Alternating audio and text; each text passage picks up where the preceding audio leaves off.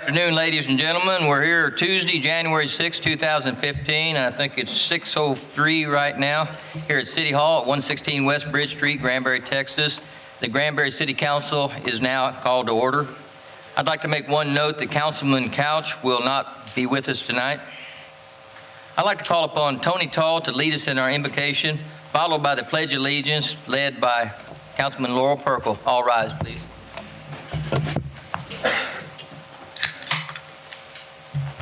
Thank you, Mayor. Reading from the Holy Bible, 2 Chronicles, chapter 1, verse 7. That night, God appeared to Solomon and said to him, "Ask for whatever you want me to give you." Solomon answered God, "You have shown me kindness to David, my father, and have made me king in his place. Now, Lord God, let your promise to my father David be confirmed. For you have made me king over a people who are numerous as the dust is the earth. Give me wisdom and knowledge that I may lead this people. For who is able to govern this great people of yours?" God said to Solomon, "Since this is your heart's desire, and you have not asked for wealth, possessions, or honor, nor the death of your enemies, and since you have not asked for a long life, but for wisdom and knowledge, to govern my people over whom I have made you king. Therefore, wisdom and knowledge will be given to you." Let us pray. Our gracious Heavenly Father, maker of the universe, and through whom all things come, we thank you for your Son, Jesus Christ, who died for our sins that we might have eternal life. We give thanks for all that you have blessed us with, for we know we are truly blessed. Lord, as the prophet Solomon asked, we also ask in prayer that you grant wisdom and knowledge upon our leaders here tonight, that they may be guided by your hand in the decisions that they make, that these decisions will be just and righteous and pleasing in your eyes, Lord. We ask that you guide, guard, and protect us all, especially our soldiers, our law enforcement officers, our firefighters. Father, lead us away from temptation and guide us that we will follow the path that your Son, Jesus Christ, has shown for us. For it is in his name that we ask all of these things. Amen. Amen. Pledge allegiance to the flag of the United States of America and to the republic for which it stands, one nation, under God, indivisible, with liberty and justice for all. Honor the Texas flag. I pledge allegiance to thee, Texas, one state, under God, one and indivisible.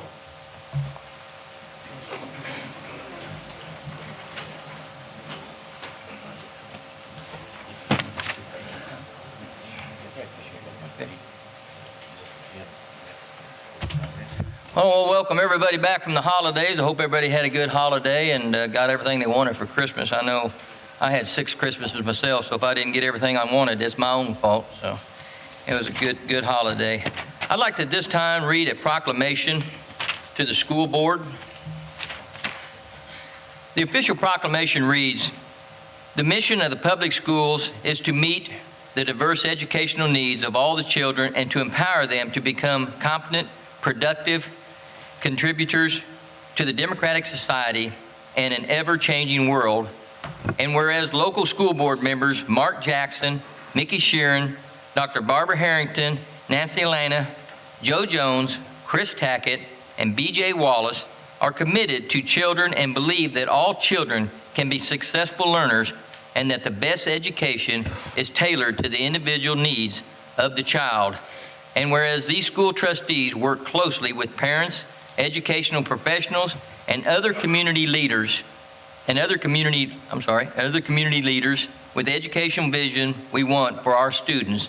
And whereas these school trustees are responsible for ensuring the structure that provides a solid foundation for our school system.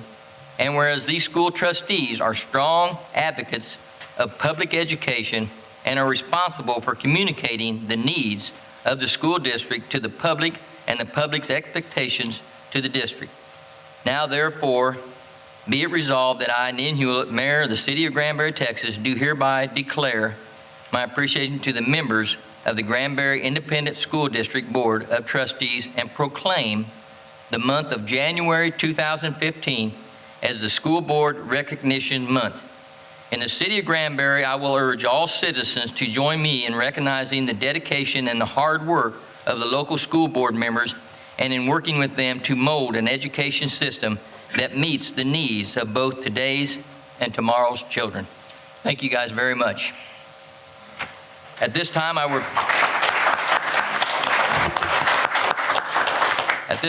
present the proclamation. I think we've got some school board trustees out there. If y'all want to come up to the podium there.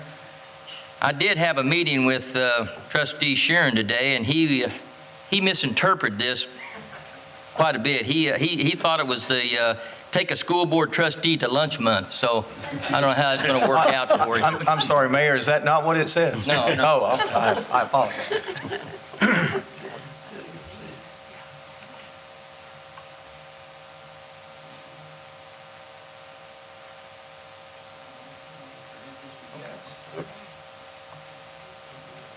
Thank you very much.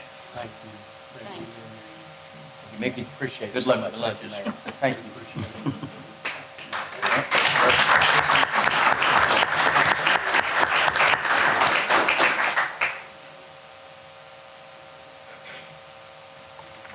Thank you.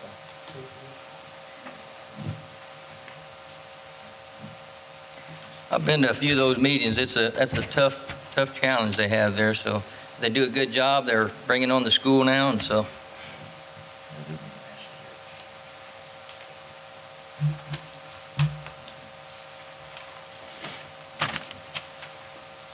The next will be the citizen participation. The city council provides an opportunity for citizens to present concerns or address issues that are not matters or consideration listed on the posted meeting agenda during the citizen participation period at one of the city council meetings per month, subject to the following rules. A person wishing to address the city council must first register with the city secretary and provide the following information: their name, their address, their telephone number, and the matter to be presented. Only one person may approach the microphone at one time, and only one person at the microphone can recognized by the proceeding officer will be allowed to speak for no more than 3 minutes unless otherwise directed by the proceeding officer. The speakers must address their comments to the presiding officer rather than individual city council members or staff, and the speakers may file copies of their remarks or supporting information with the city secretary, who will make the information available to the city council and city manager if requested. The council will allow to receive input or information for a further agenda item, but will not be allowed to enter into any discussion. The council shall allow 30 minutes for the citizens' participation during the designated council meeting. Tonight we have one speaker, Ms. Julia Pinnell.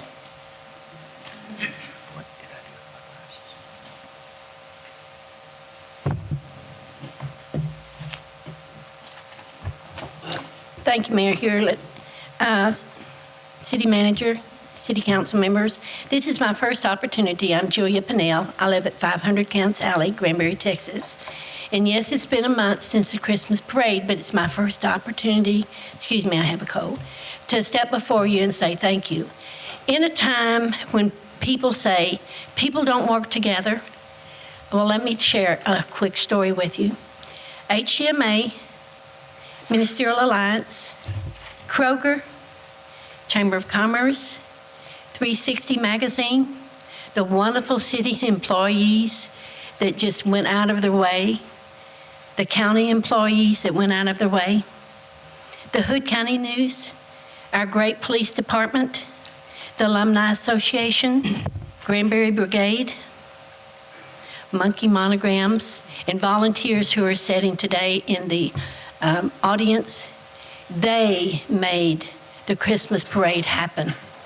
And so I want to thank everyone.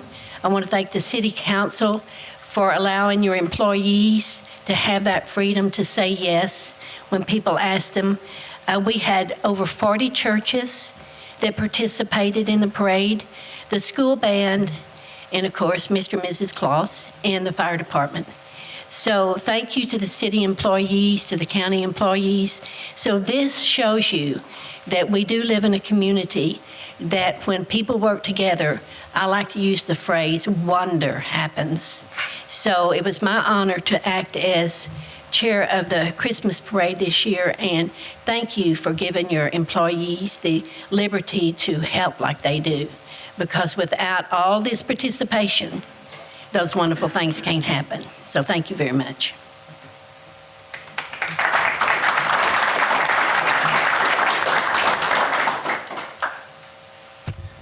Next, the council will move into the consent agenda.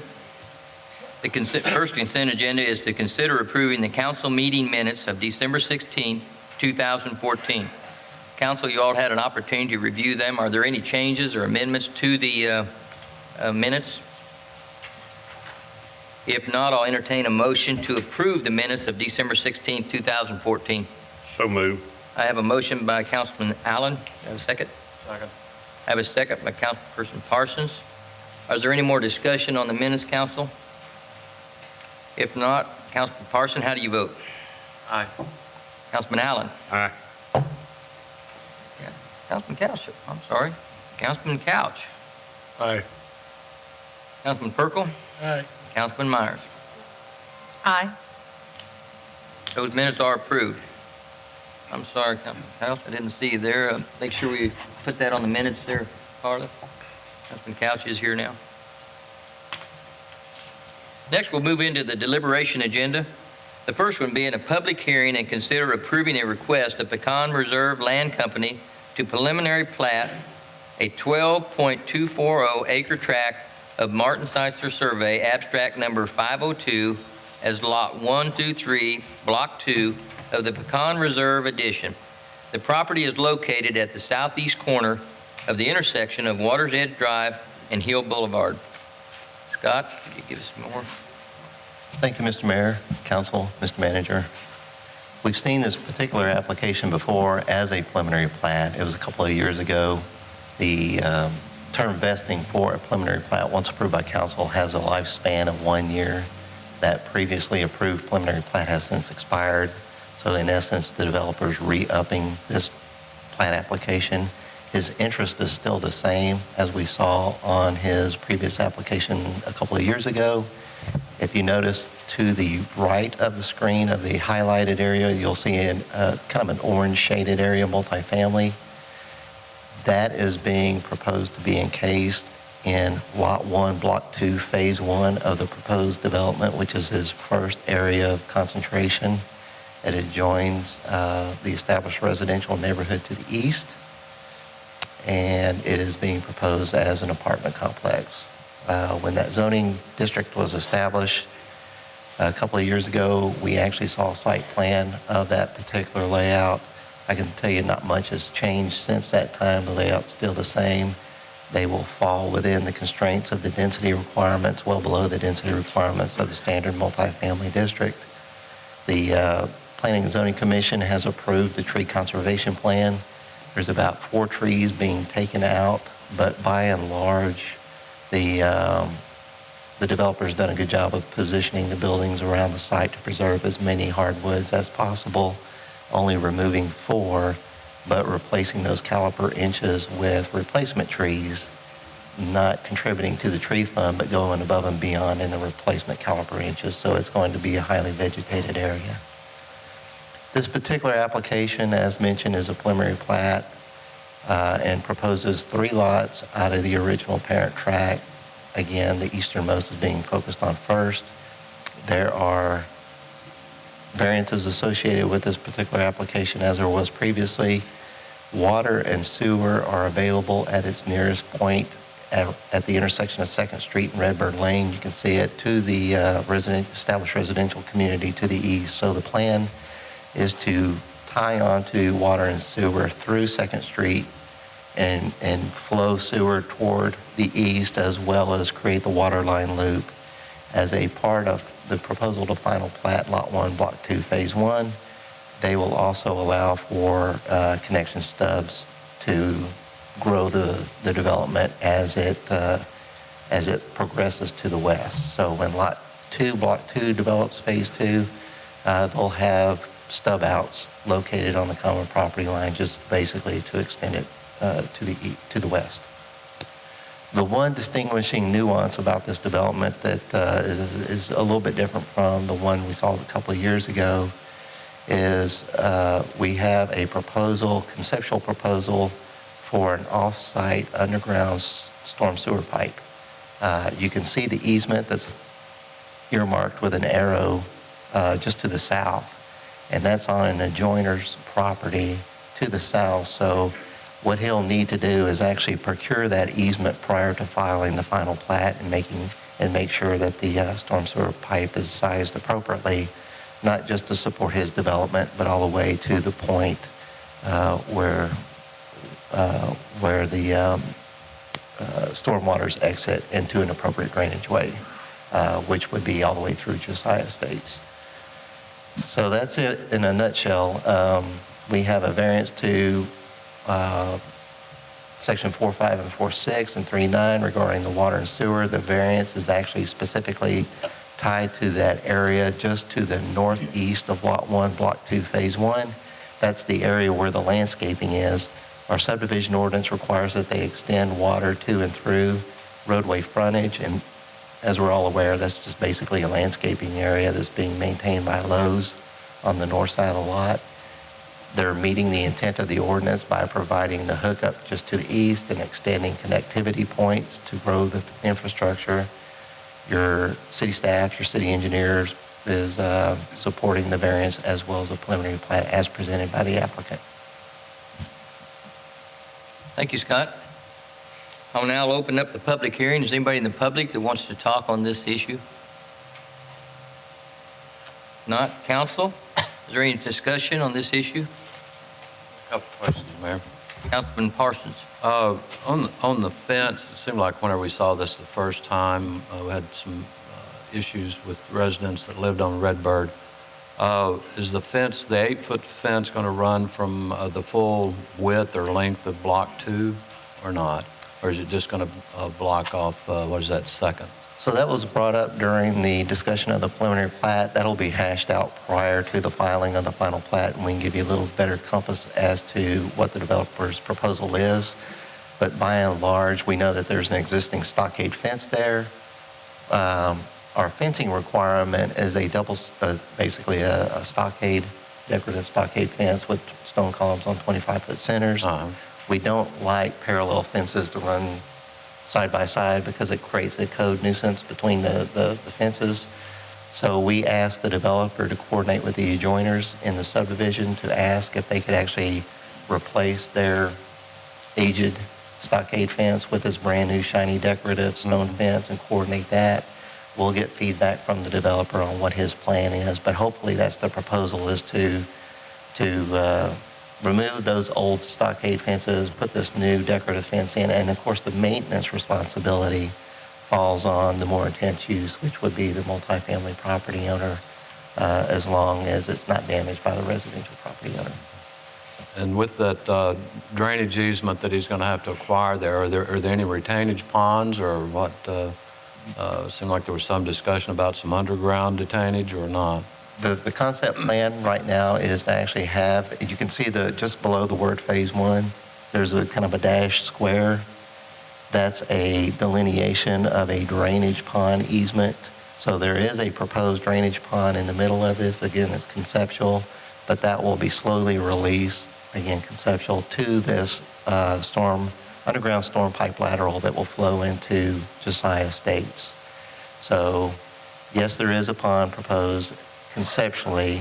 In order to get that pond approved, we need to go through, just like we did with Kroger, have council accept the pond that'll be proposed as privately maintained so far, and make sure we have the engineering to back the sizing of the lateral downstream. And then also checking the capacity of the Josiah Estates. Absolutely. And in fact, we got a letter from the owner of the property to the south, Carl Greer, who was, again, conceptually fine with this, but he wanted to see the math behind it to make sure that the engineering worked before he signed off on it. And even as a off-site agreement rolled into the final plat process, he really has to sign off and acknowledge that in tandem with the plat being filed for record if the council goes forward with this plan. Is this storm sewer then just for Lot 1, Block 2, Phase 1, or is it for the other two phases also? Our engineer is looking at it to handle everything within the basin by and large, but if it's only going to accommodate this particular development, that will be disclosed when the engineering is finalized prior to filing the final plat. No further questions, Mayor. Council, any more discussion? I got one question. I think Councilman Allen. I talked to you on this, Scott. I know the mayor said he had a phone call too about the way the faculty was going to be in the back of them. They're going to turn those on Lot 2, or Phase 1, I guess, Lot 1. Is that correct on the end ones? That's correct, Councilperson Allen. The original discussion was to actually have the buildings perpendicular at a 90-degree angle rather than parallel. So one of the concerns from the residents were a litany of balconies looking over their back fence. So the developer actually turned them where they're at a 90-degree angle, where the short side window only, not the balconies, face the backyard. So the recent site plan that I've seen honors that statement from the developer. And they're going to bring the fence back to you later? Hopefully we'll get the question that we asked during the preliminary plat about how the fence is going to be managed, because as a general rule, we do require what's called the decorative fence maintenance easement to be shown on the plat application to show the maintenance responsibilities, and we want to know what's happening with it, whether it's dual fences and who's responsible for what and how that's going to be managed on the plat. And we'd like to tie that maintenance responsibility to the property owner. In this case, it would be Lot 1, Block 2, Phase 1. So this is not the final here? This is not the final, it's just conceptual. Okay. Council, any more concerns? If not, I'll close the public hearing. At this time, I'll entertain a motion to approve the request by the applicant and reviewed by the Development Review Committee, and also with the variances as requested, sections 3.9, 4.5, and 4.6, the water and wastewater. I have a motion. So moved. I have a motion by Councilman Couch. Second. I have a second by Councilman Allen. Are there any more discussion, council? If not, Councilman Allen, how do you vote? Sorry, Councilman Allen? I'm sorry. Yay. Councilman Couch? Yes. Councilman Purple? Yes. Councilman Myers? Yes. Councilman Parsons? Yay. That is approved.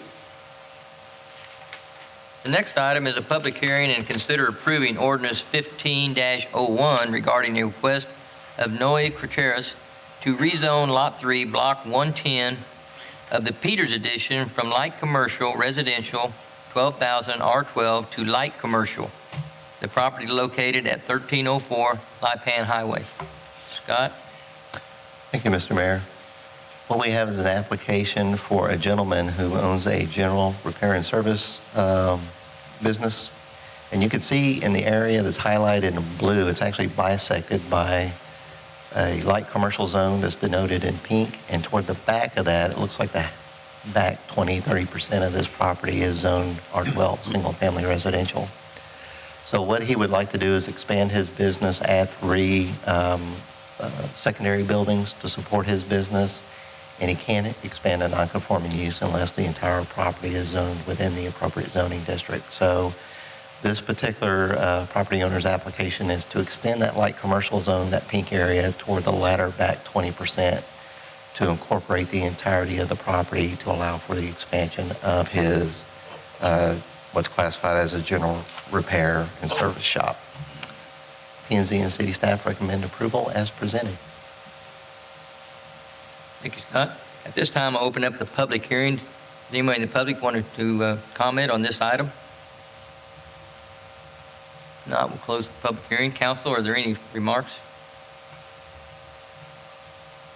If not, we'll entertain a motion to approve the rezone Lot 3, Block 110 of the Peters Edition from light commercial to light commercial. The property is located at 1304 Lapan Highway. So moved. I have a motion by Councilperson Myers. Do I have a second? Second. I have a second by Councilman Perkel. Council, any more discussion? Councilman Perkel, how do you vote? Yes. Councilman Myers? Yay. Councilman Parsons? Yay. Councilman Allen? Yay. Councilman Couch? Yay. That is approved. Our next item is a public hearing and consider approving a request of James Kristen, Star Horse Investments LLC, to replat Lot 2A, Block 1, as Lots 2A-1 and 2A-2, Block 1 of the Kroger Marketplace Edition. This property is located east of the intersection of Highway 377 and FM Highway 4. Scott? Mr. Mayor, the particular location of this is, again, the Kroger Marketplace. The new plat is located fronting 377, just in front of the new Kroger being built at the intersection of Highway 4 and 377. This is the property or site that's located just to the east of the boulevard entrance and east of the proposed Kroger fuel dispensing station where they have the SUP. The area that's on the map that's highlighted in blue is the larger lot of record. What the applicant is proposing to do is actually subdivide that from one lot to two lots. And you can see the larger area boundary there. And what they do is they have designs on the smaller of the two lots, the northern lot fronting US 377, where the X is denoted as Lot 2A1 for the new Starbucks coffee facility, which is good because they're actually putting instead of one business on one lot, they're actually bisecting this, creating two lots. So we'll have a Starbucks on one, and then we'll have a residual out parcel again, right for development, and that would be the larger lot to the south, 2A2. So no variances are associated with this plat, and under the subdivision ordinance and the local government code, this becomes more ministerial in its application. P&Z and city staff recommend approval of the replat as presented, and Mayor, I'll be happy to entertain any questions. Thank you, Scott. At this time, I'll open the public hearings. Anybody in the public want to speak on this item? If not, we'll close the public hearing. Council, is there any concerns? Or I've got one question, Mayor. Councilman Allen? Are they going to exit where the gas station is, the same entrance exit? Actually, our city engineer has looked at a site plan and has worked with the designers of the Starbucks, because that was one of our concerns, basically how are they lining up, and we wanted to actually make sure that there was enough stack space for turning ingress-egress movements. So our engineer called theirs, worked with theirs to have adequate stack space for traffic queuing up for the dedicated right-hand turn out of there, as opposed to them trying to fight for space. So their movements coming back around the building are pushed further to the south before they egress back on the Boulevard Road. So that's been looked at by our engineer. Thank you. Council, any more concerns? If not, I'll entertain a motion to approve the said replat. So moved, Mayor. I have a motion by Councilman Allen. Second. I have a second by Councilman Parsons. Any more discussion, council? Councilperson Myers, how do you vote? Yay. Councilman Parsons? Yay. Councilman Allen? Yay. Councilman Couch? Yay. Councilman Perkel? Yay. That is approved.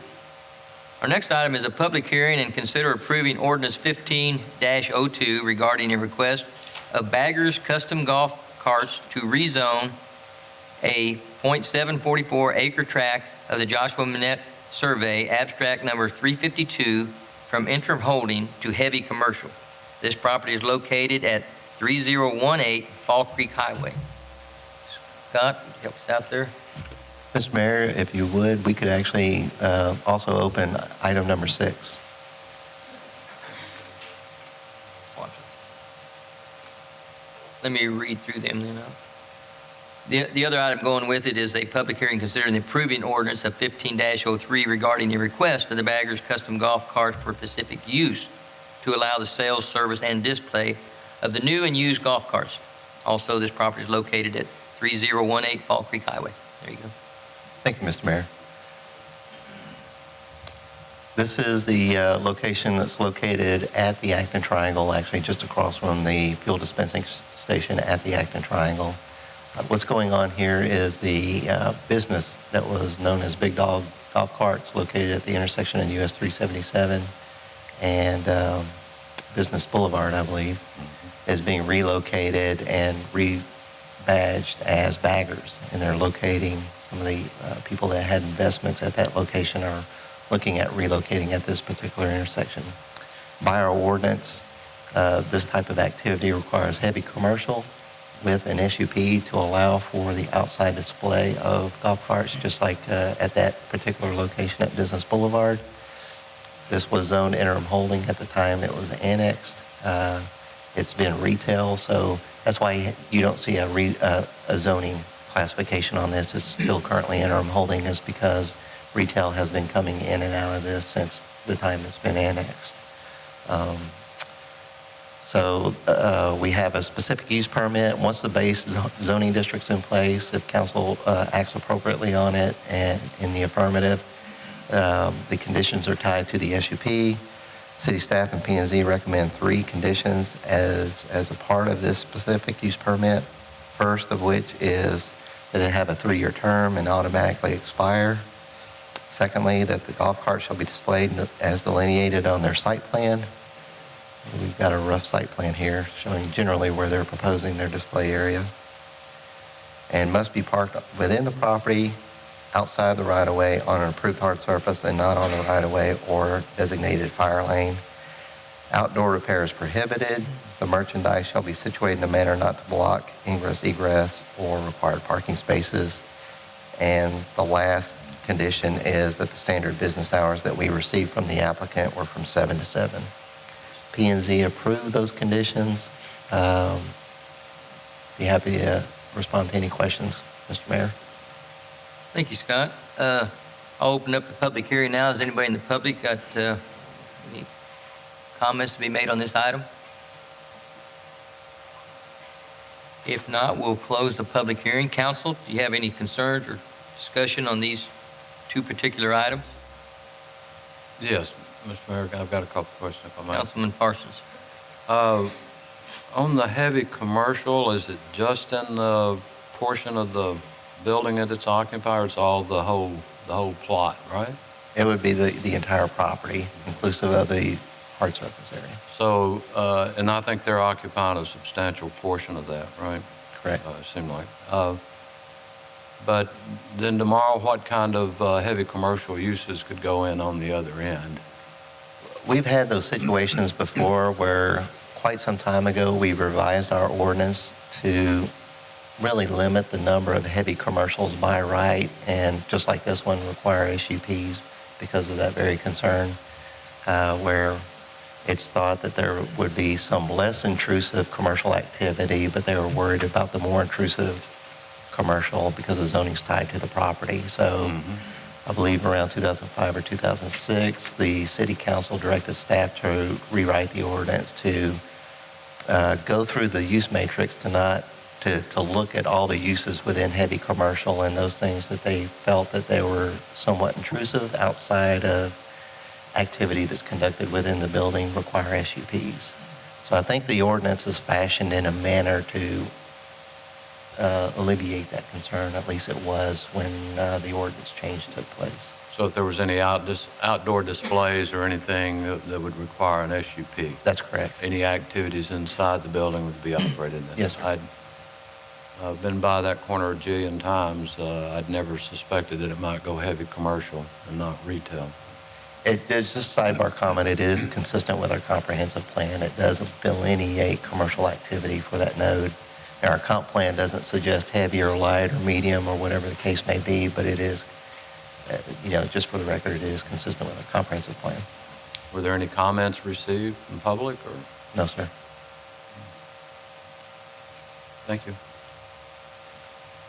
Council, any more discussion? If not, I'll entertain a motion to approve the request of the Baggers Custom Golf Court Zone to rezone the .744 acre tract of the Joslyn Lake Survey abstract number from interim holding to heavy commercial. So moved. I have a motion by Councilperson Myers. Have a second? So moved. I have a second by Councilman Allen. Council, any more discussion on this item? We're doing 5 and 6 together, right, Mayor? No, right now I'm doing 5. I have to do them separate. Councilman Parsons, how do you vote? Nay. Councilman Allen? Yay. Councilman Couch? Nay. Councilman Perkle? Yay. Councilman Myers? Yay. We have 3 yeas, 2 nays. That is approved. The next, I'll entertain a motion to approve the SUP as requested with the conditions of the Pacific use to expire 3 years from city council approval. Also, golf carts shall be displayed as designated on the attached site plan, and also the outside display will be allowed during standard business hours from 7 to 7. Do I have a motion on that one, council? So moved. I have a motion by Councilman Allen. Do I have a second? Second. I have a second by Councilman Parsons. Any more discussion, council? Councilman Parsons, how do you vote? Yay. Councilman Allen? Yay. Councilman Couch? Yay. Councilman Perkle? Yay. Councilman Myers? Yay. That SUP is approved. The next item is to consider approving ordinance 15-04 for the involuntary annexation of approximately 1,175.773 acres of land collectively located generally along the new northeast loop 567 west of Lake Granbury and east of the existing city limits. Scott, you want to give us some detail on that one, please? Just a little bit of history, Mayor. The city council met on this particular annexation proposal and held the 2 required public hearings the first week in December. So those were the 2 public hearing requirements. By state law, we're required to go through a cooling period before the adoption ordinance is presented to council. We fall within the statutory time frame for that particular presentation tonight.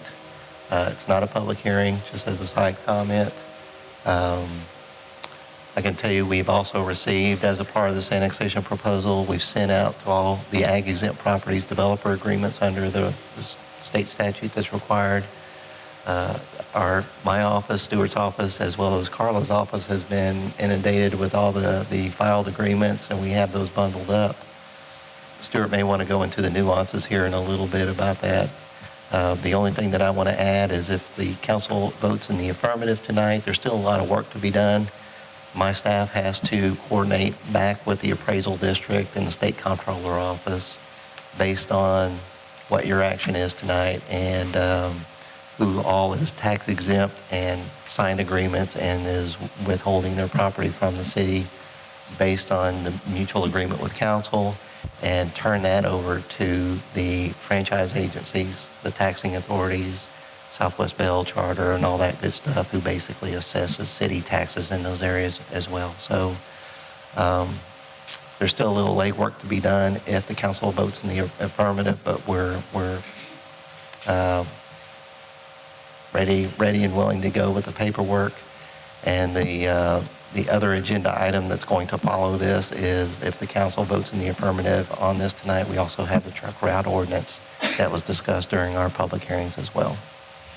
What was that last statement? The truck ordinance, that's the next agenda item. If the council votes in the affirmative, that affects the truck route ordinance, which is the next agenda item as well. Now, you did state that if the council chooses to do so, they could change the 5-year to a 10-year. I'm going to yield to the city attorney on that question, Mr. Mayor.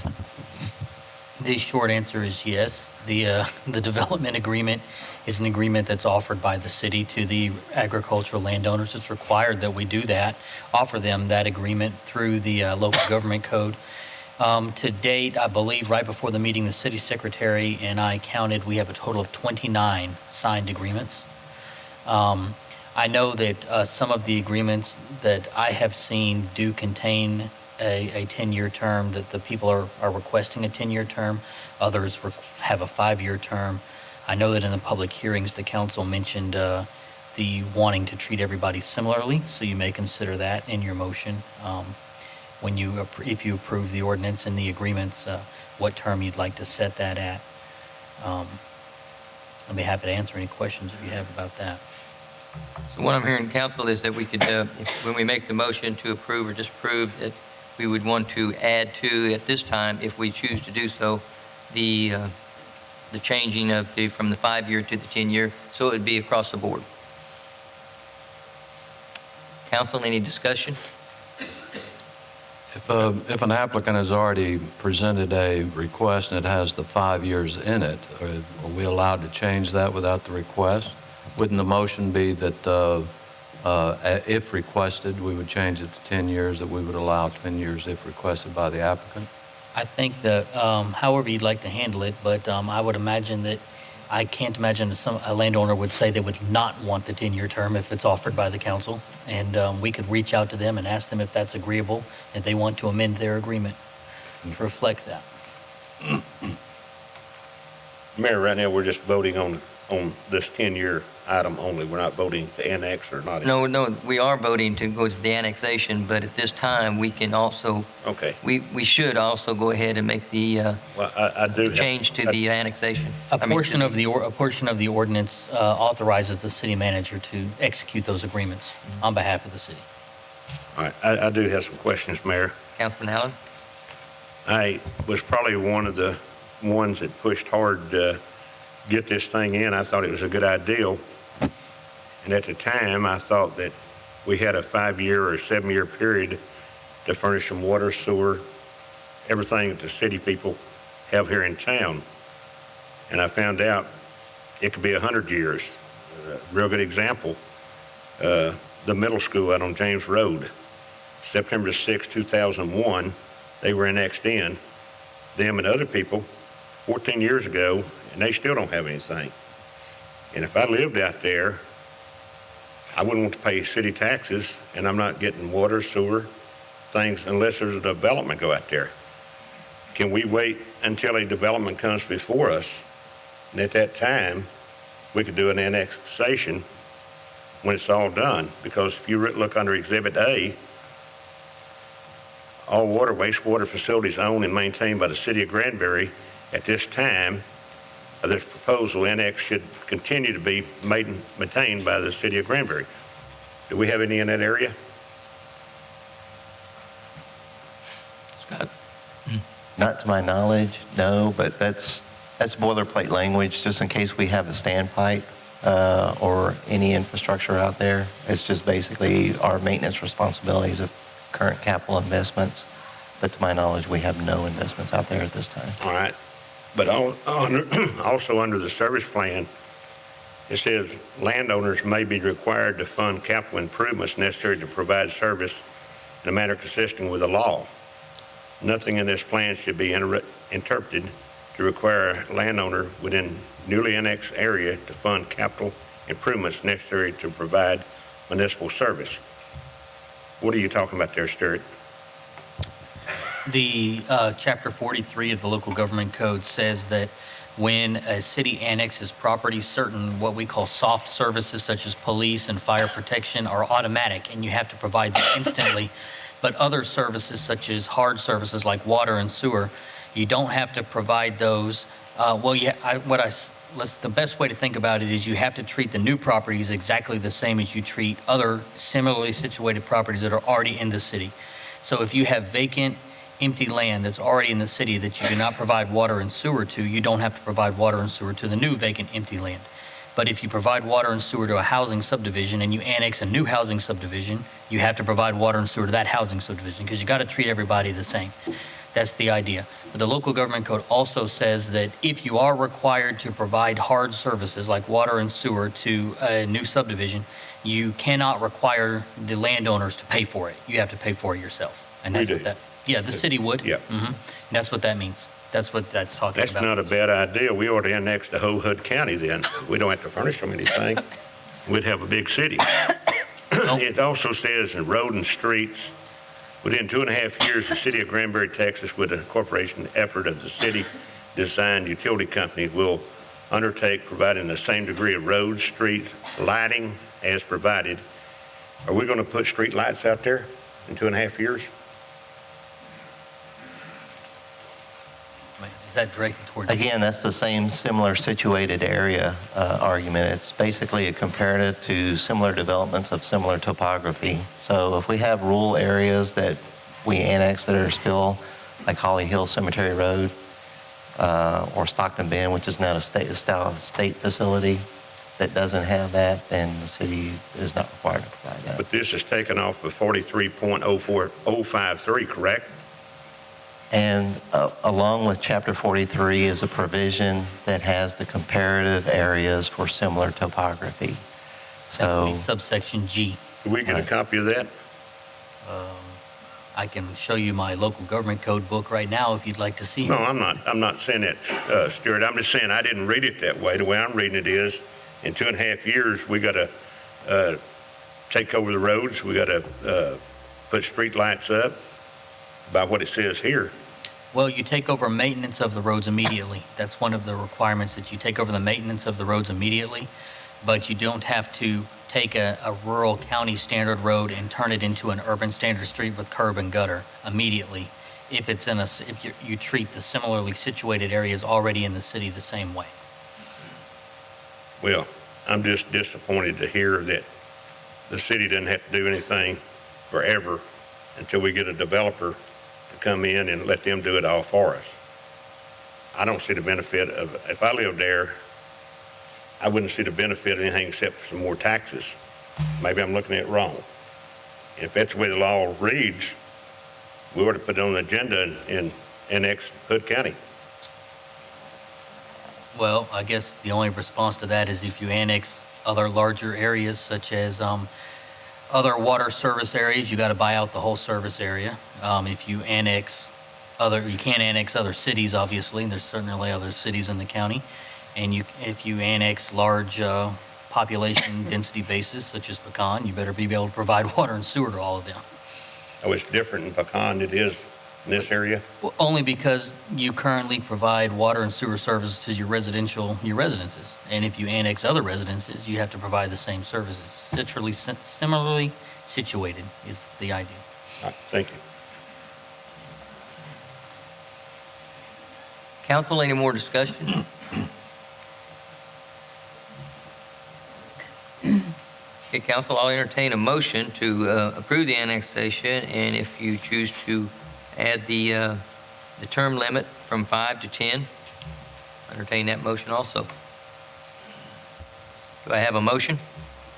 I'll make that motion I have a motion with the term limit. with the extension to 10 years.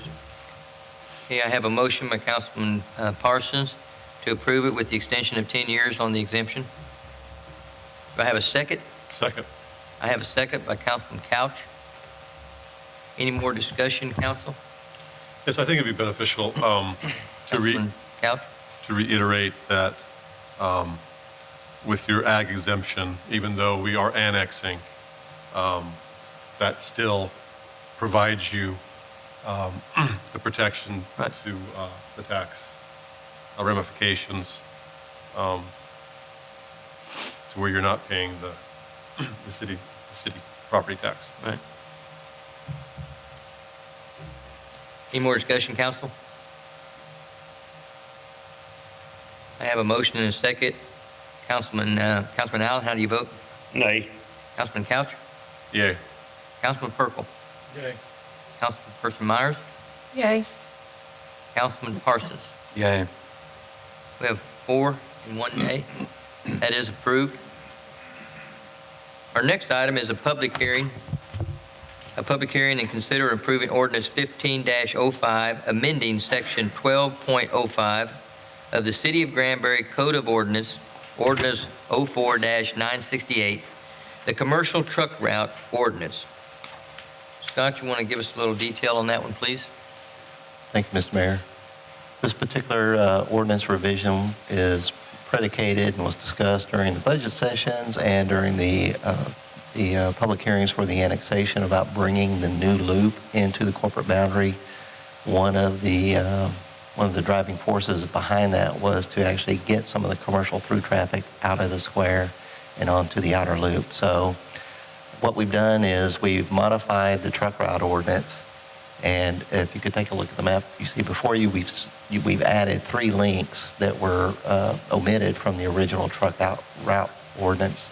Those are highlighted with little purple circles, so you can see the outer loop, the northeast loop, coming back to Pearl Street, actually takes that link of Highway 51 through town and tying to Pearl Street off of the system. So it adds that. It adds Highway 4 south of 377 over by Callie's, terminating at Callie's, and adds Fall Creek Highway to the Acton Triangle. It also removes that section of Pearl Street that goes by the high school. So you see that section in green that runs along Pearl Street to the west, tying back into the business US 377 connector just to the west before it gets to the loop. That area in green is being removed. The planning staff sat down with the police department regarding this, and they helped vet these changes. The next step is if the council approves this and votes in the affirmative, we will immediately take a copy of the signed ordinance over to TxDOT and discuss proper route signage. So the next step is to enforce it. So the other provision of changing the ordinance is, if you look at it, is it basically talks about that the city will negotiate with the state rather than putting the burden on the state to who's costing what. It basically leaves it open to say what we can request funds from the state, or we can cost that up ourselves. But by the mere fact that we're not getting funds from the state isn't prohibitive from us putting signs out there, as long as the state's fine with that. So it opens the door a little bit. So city staff recommends approval of the modifications to the truck route ordinance as presented. Thank you, Scott. This is a public hearing. I'll open up to the public. Does anybody in the public want to make comment on this item? No, I'll close the public hearing. Council, is there any comment on this item? Yes, Discussion? Councilman Couch? yeah, anything we can do to take the trucks off the square, I'm in favor of, and we couldn't be doing this unless we had done the annexation. That's correct. The step before. All right, thank you.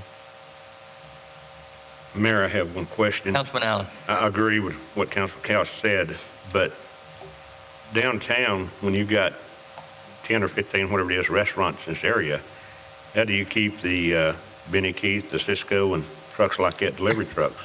That's a very good point. There's actually an exemption provision in the ordinance. So if they're actually making deliveries to the restaurants downtown, and so hypothetically, if a police officer stops them and they produce a delivery ticket, they're exempted.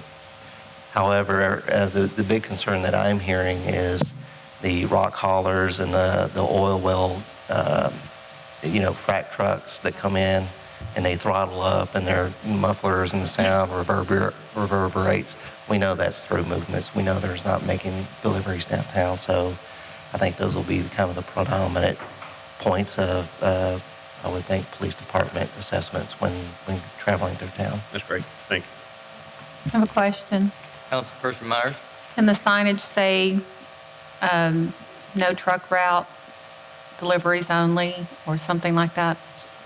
The state, when we look at on-system facilities, the state has what's called the MUTCD, the Municipal Urban Traffic Control Manual, and they have what are regulatory signs for designated commercial truck routes. So we need to coordinate with TxDOT regarding getting those regulatory commercial truck routes, and what we'll do is we'll actually get them at the entry points so they can actually, when they're coming down 51 and before they hit the loop, they know there's enough warning that the next intersection they need to take a left or a right to go around in order to bypass. So that coordination will be done between possibly our staff and TxDOT in order to get those constructed and installed as soon as possible. But they need to be regulatory in order to be enforceable. Council, Any more concerns on item number 8? If not, I'll entertain a motion to approve the ordinance 15-05, amending section 12.05 of the City of Granbury Code of Ordinance for the commercial truck route. So moved. I have a motion by Councilman Couch. Second. I have a second by Councilman Perkle. Any more discussion, council? Councilman Couch, how do you vote? Yay. Councilman Perkle? Yay. Councilperson Myers? Yay. Councilman Parsons? Yay. Councilman Allen? Yay. That is approved.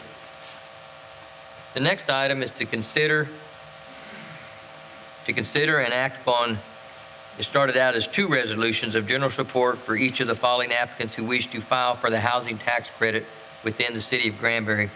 I think each council member does have a letter that the first one, the resolution 15-01, general support for Prestwick Development, has pulled out at this time, so that one will not be on the item. The next one being the resolution 15-02, general support for Atlantic Housing Foundation, the Waters. Scott, you want to talk on that a little bit for me, please? Mr. Mayor, we've seen these 2 applicants a year ago about this time.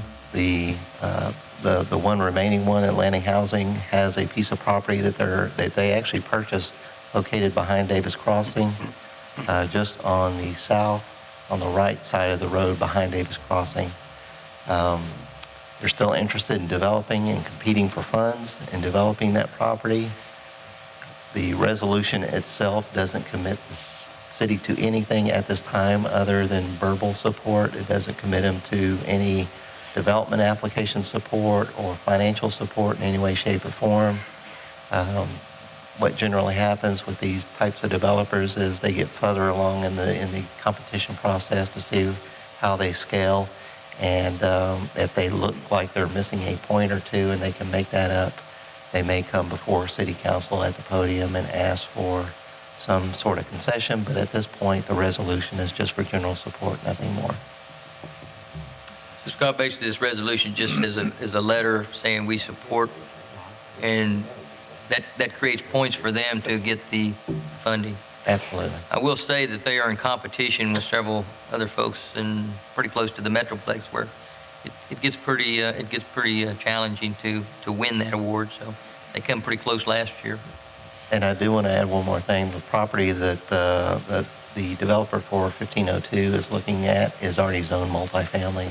So it's a by right development application right now for that type of development. The entitlement's in place. So let's be happy to entertain any questions should the council have any. Council, any questions for Scott? Yes, sir. So that property behind Davis Crossing is already platted or already zoned for multifamily? It's not platted, but it is zoned multifamily. Zoned multifamily. So Yep. they're going to build these apartments on stilts? They actually know, they're aware that there's a channel that goes, and they've actually done some preliminary engineering, and River would be a better word, wouldn't it? they've done some channel design, so they're aware that part of that property incorporates channel design, yes. They're well aware of that. An awful lot of dirt to put probably very few apartments on there after you allow for the river. Scott, We're in a drought when the drought's over. Councilman Couch? did you intend to show this as low-income housing tax credit, LIHTC, via the state? From what I'm hearing is that these are more age restricted, and I haven't heard that they are low income. Because that's my familiar element. What I'm familiar with is the program to get the tax credit is there's a low income element to it, but maybe this is. I'm not aware of that. No, I haven't heard that from either one of these applicants, that both of these applicants in their previous application, and when I conversed with them on this rotation, their target market was still the same, which is more age restricted. And in this particular one, I think a certain percentage, like about 60 or 70%, it wasn't fully age restricted, but the larger portion of it was age restricted, and there were some general apartments marketed for the general public. But they've been consistent with their proposal for the last couple of years. Okay, thank you. I have a question. First Meyer?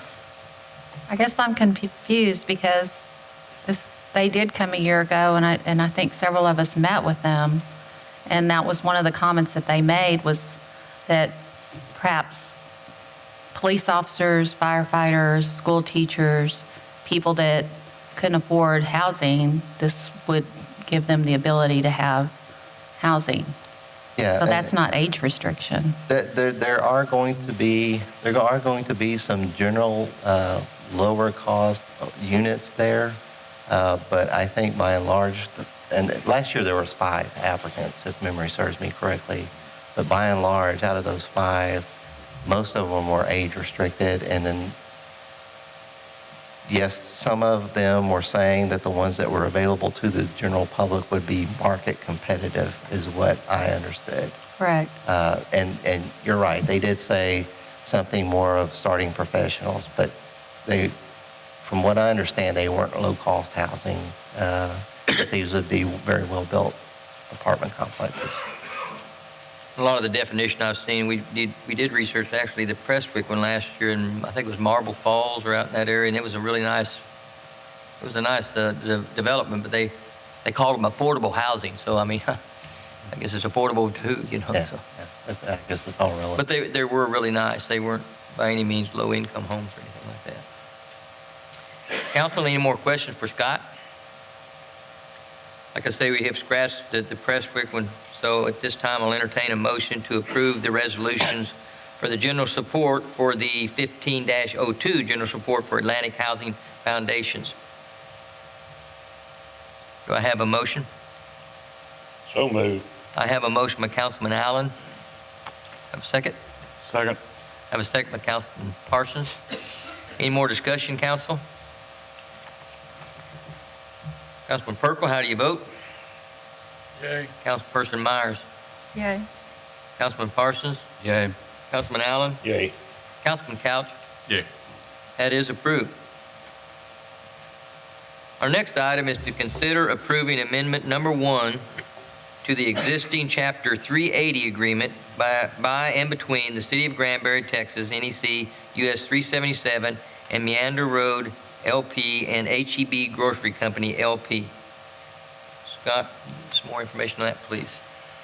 Mr. Mayor, Council, this particular proposal is by the applicant and HEB both requesting to roll in the new Luton Ranch West property. You can see it highlighted in yellow.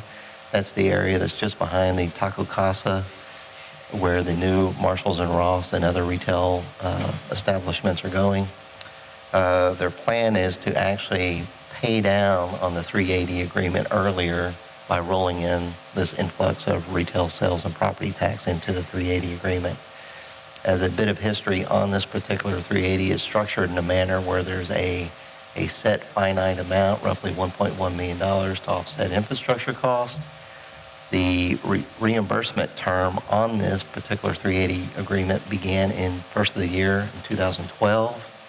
And to date, the outstanding balance on that 1.1 million is about $784,000. So you can see since 2012 to the current date with the property and sales tax, and that's inclusive of the 381 county contributions as well, that within that short term that it's paying down on it fairly quickly. And then once we get the Ross and Marshalls, it'll actually expedite the pay down on this once we get to that $1.1 million cap. So we got a letter from Vista to present this. It took a while to get HEB to sign off on that. That finally came in December to our office. So now that we have both parties, it's really up to the third party, the City of Granbury, to execute this in order to hopefully pay down on this 380 and dissolve it so we can go forward. So city staff recommends approval as presented. Thank you, Scott. Wayne, do you want to add anything to that? I know you've done a little work on it. Well, we would simply add that, yes, it's been very advantageous, that whole agreement bringing in HEB and now Marshalls and Ross, and it is going to pay off quickly. even more quickly than we expected, and the same will happen with the Kroger's agreement. It's very similar to that, and we're seeing even new development like the Starbucks coming in. You're going to see a lot of development in that area continue. So we're real pleased with how it is going for the city. Thank you, Wayne. Council, any questions for Scott? Not for Scott. Pardon? Not for Scott. For Wayne? Yes. Okay. Just to give us perspective, Wayne, once they meet the obligation of the 1.1 million, what does that mean to the city as far as tax dollars? Well, it simply means that the tax dollars will flow into the coffers as opposed to half of it going back to the entity. And so, But in terms of what that would be, well, over a 2-year period, we've seen like $50,000, say, pay off, okay? So we're looking at about $175,000 a year. that's great. But Well, that doesn't would even double include- up, wouldn't it? It would Yeah, double with up, Ross. because that's 50% give back. That's not 100% give back. Well, we're already getting the other 50% Okay. in the All right. coffers. So we're really only getting their portion of the 50% coming in. So, I'm in favor of voting for it. I'm just a little bit lost as to why HEB would give them that benefit. I don't know, you know. I was kind of But that's concerned why. between them. That's Yeah, I not, was kind of that's not, concerned why they were that's not so on slow our act. plate. Yeah. I made them offer they couldn't refuse. So, yeah, so the way the 380 is structured is basically proportioned out between HEB's contributions. Uh-huh. So you have two separate line items, the HEB contribution and business contribution. So HEB is still getting theirs by the structure of the agreement based Yeah, on, HEB's not really losing in this No. deal. It's just the Ross and Marshalls will come in and supplement it. Supplement. yeah. But the sooner it's paid off, the better it is for us. Absolutely. Is Taco Bell involved in that too, you said? Taco Bell will be, or Taco Casa will be, yes, correct. So that will be included in the area that's delineated here and included in the sales tax. Right now, it's not. And the mystery store. And the mystery store to the east as well, yes. We'll announce that next week. Council, any more questions for Scott or Wayne? If not, at this time, I'll entertain a motion to approve the amendment to number 1 to the existing Chapter 380 agreement by and between the City of Granbury, Texas, and the So moved. HEB Grocery Company. I have a motion by Councilman Parsons. Second. I have a second by Councilman Couch. Any more discussion, council? If not, Councilperson Myers, how do you vote? Yay. Council Parsons? Yay. Councilman Allen? Yay. Councilman Couch? Okay. Councilman Perkle? That is approved. Our next item on the agenda is to consider approving ordinance 15-06, adopting a budget amendment to provide for additional funding for the theatrical equipment expense at the Opera House. I'm going to call upon Ava Gregory to come up here and give us a little of the financial background on this request first, and then probably go to Mr. McKeffin. And I'm probably going to have Mr. Kent White's talk, so just prepare yourself out there, Kent. Ava? Thank you, Mayor, City Council, City Manager. I would like to address this agenda item that is requesting a budget amendment for the additional funding for the theatrical equipment at the Opera House. And I just wanted to give you a little background, which I know you're familiar with, but since the grand opening of the Opera House back in December 5th, 2013, the Granbury Theater Company produced and presented many successful shows and attracted many citizens and tourists to our square. And as you know, with many large-scale projects such as this, upon completion, there have to be some issues addressed along the way that do not emerge until the project is completed and it's actually used, or the building is actually used. And city staff have been working with the Granbury Theater Company over the last year, identifying some issues which were warranty issues or some shortfalls that have been addressed by our maintenance crew and many times resolved. We are still working on some of these issues as they are coming up. but I wanted to tell you that many of them have been successfully resolved. After we address some of these small issues, some of the warranty issues, we are bringing forward 2 items that require a budget amendment so we can complete these projects. At this time, it was identified that in order to continue successfully produce these award-winning shows and to install the grand drapery, which, as you know, is not currently hanging, certain equipment upgrades will have to be installed. Staff, together with the Granbury Theater Company, have been working with the vendor, a worldwide known company that completed the rigging system at the Opera House. And based on their professional opinion and recommendation, we identified that the installation of the rigging system, along with the installation of 2 complete counterweight sets, will advance toward the completion of the current fly rail system and allow the proper hanging of the main curtain. Additionally, we have contacted a freelancer who supervised, and I personally talked to him. He supervised many shows around the country, Broadway shows or NFL events, and I wanted to talk to him about the grand drapery and get his professional opinion as well, and to find out if there are alterations that have to be made to the curtain to have it function properly. It has been identified that the curtain is too short, and the most vital solution that has been recommended to us to alter the curtain by taking out the waterfall from the curtain, thus enabling the curtain to fly out.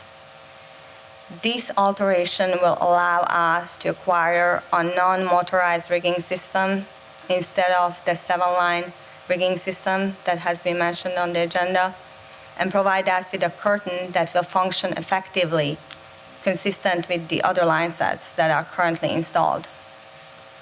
The second part of the agenda item, as you see, is addressing the inadequate lighting of the stage. About 30% of the stage does not have proper lighting, and the city staff have acquired some financial quotes, and we arrived at the figure of about $13,000 that would enable us to purchase these additional lights.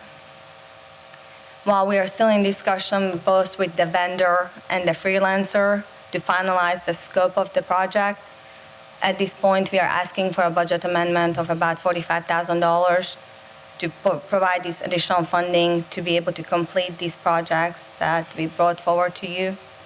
And I will be more than happy to answer any questions you might have. And as the mayor mentioned, Mr. Ken White and I'm not sure if Phil Groeschel are here as well. Okay, we'll go ahead and ask some questions to Ava if you want, counsel. Got any questions for Ava at this time? Yes, I do. Councilman Couch? Ava, can you break down the $45,000 for us? Yes. The $45,000 has been identified right now, as I said, about around $13,000 for the lights that would enable to the proper lighting of the stage, and $32,588 for the rigging system and the 2 line sets. What was that number, 32? $32,588. But again, The lighting was 13,000, not 30, right? right, the lighting is Okay. 13,000, the rigging and the line sets are 32,588. But since we submitted this agenda item, we have asked for a motorized rigging system.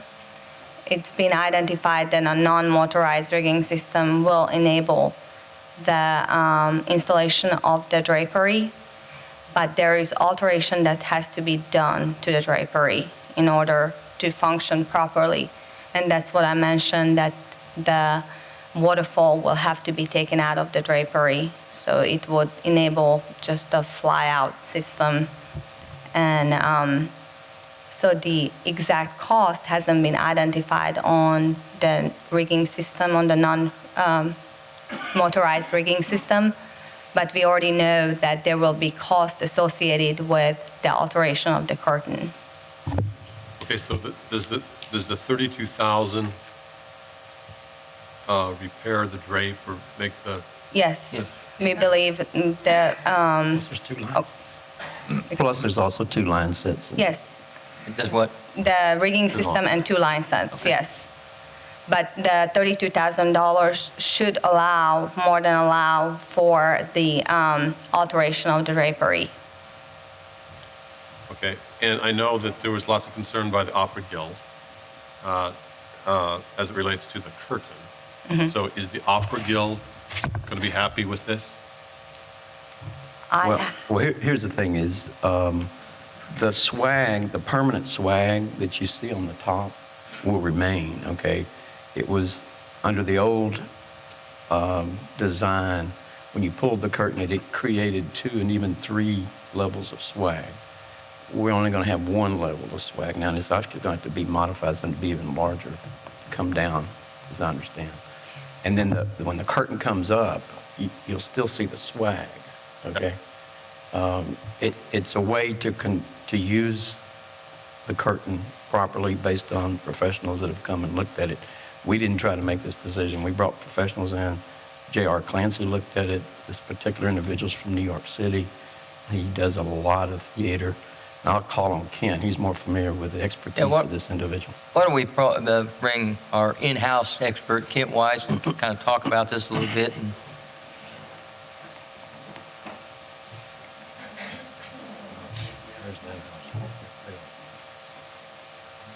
Hi, I'm Kent Weitz, Executive Artistic Director of Granbury Theater Company, past board president, board member now, and was a member of the committee to renovate the Opera House. With me is Mr. Phil Rochelle, which I'm sure you all know, who is also our production manager and scenic designer. Can I come up there and show you something? I hate to request you to do this because I know you're in the microphone, but make sure you speak into the mic here. Can you hear me now? There, I can hear you. All right. I have a picture that I found this evening that is not exactly what the finished product would be, but it'll give you an idea of what we're talking about. So you have an overhead? Yep.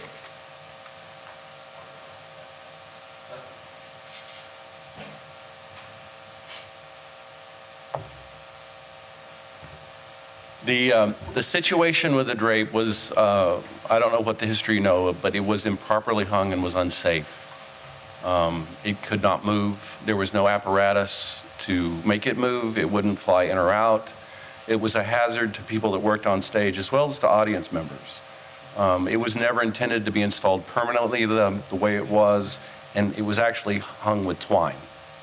Most of these drapes are hung with steel cable. That compounded with the fact that there was no mechanism to raise or lower it meant that you had an unsafe drapery suspended over a lot of people's heads. So earlier in the year, we submitted a list, just like when you move into a new house, of punch items, things that were discrepancies in the theater, and this was one of them. And we've been exploring option after option after option to come to some kind of resolve with it. As Ava pointed out, J.R. Clancy, the people that put in the rigging system, has been to the theater on site to inspect it, to make their recommendations.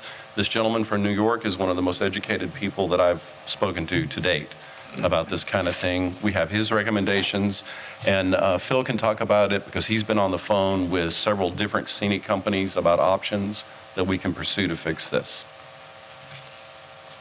So essentially, the look of the curtain will be the same.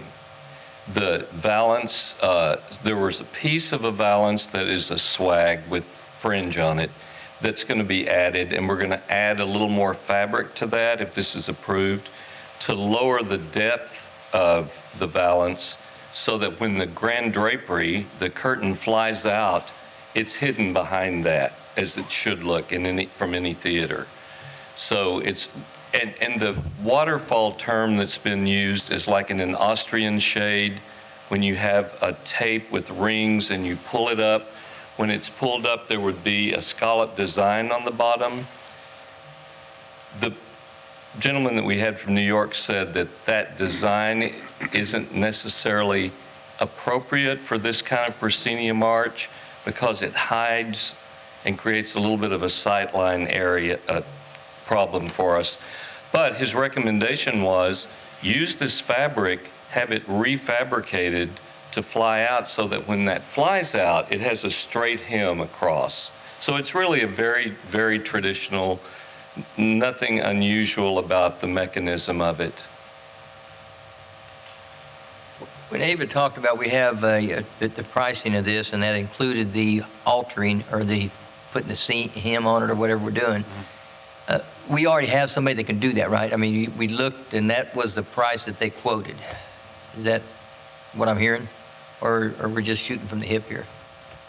You want to? No, yeah. So when we started working on this, we were still trying to make the grand drapery functional as it is. So the quote, what you see for $32,588, it includes a motorized rigging system and a 2-line sets. Since then, we were able to get hold of the freelancer from New York who came out and helped us identify the issues. We had actually 6 of our crew, our own crew, holding this drapery on separate ropes, pulling it up so we would have a visual how it looks like once it's pulled up. And it was then identified that we would be the best vital solution is to take out the waterfall, and as Phil explained, have the curtain fly out at one length. And I know I'm not talking technical language here. So we do know that $32,588 will allow a non-motorized rigging system that we will need now, 2 line sets, and monies available to do the alteration to the curtain. It's possible that we will have some money left, but at this time we don't know exactly what that is. But we have received initial quotes on the alteration of the curtain yesterday, so we know that we will have the funds to be able to do this upgrade. But there's no chance that it will go over that. Thank you. No chance it's going to rain tomorrow either. Right. Yeah, really. We'll make sure it doesn't go over it. Yeah. The thing is that if you look at the photograph that we gave you, what we're talking about the waterfall and the swag is a scallop shape like this. Right. What the proposal is, the most economical, and it's really, let me read this to you from the gentleman that came from New York. First of all, it was nice to meet and work with all of you, Terry, Roy, Cody, Justin, Kalani, and Phil. After physically trying all, capital letters, applications to make what you have work, it is not possible with what was ordered. The curtain is too short. The add-on valance that was ordered will not work as well. It is, in my opinion, that you need to order a new house curtain. Yeah, that's what we did. We were like, okay. So all of this situation had been extremely fluid because the goal here was to hang the existing drape. So the first solution was to use a motorized drive, because when you pick up drapes in various levels, they're bearing different weights. So you have to have a motorized drive that will pick up each separate weight on an individual line. If you have a drape that comes in and out like this, it's bearing equal weight. So you bypass the motorized line.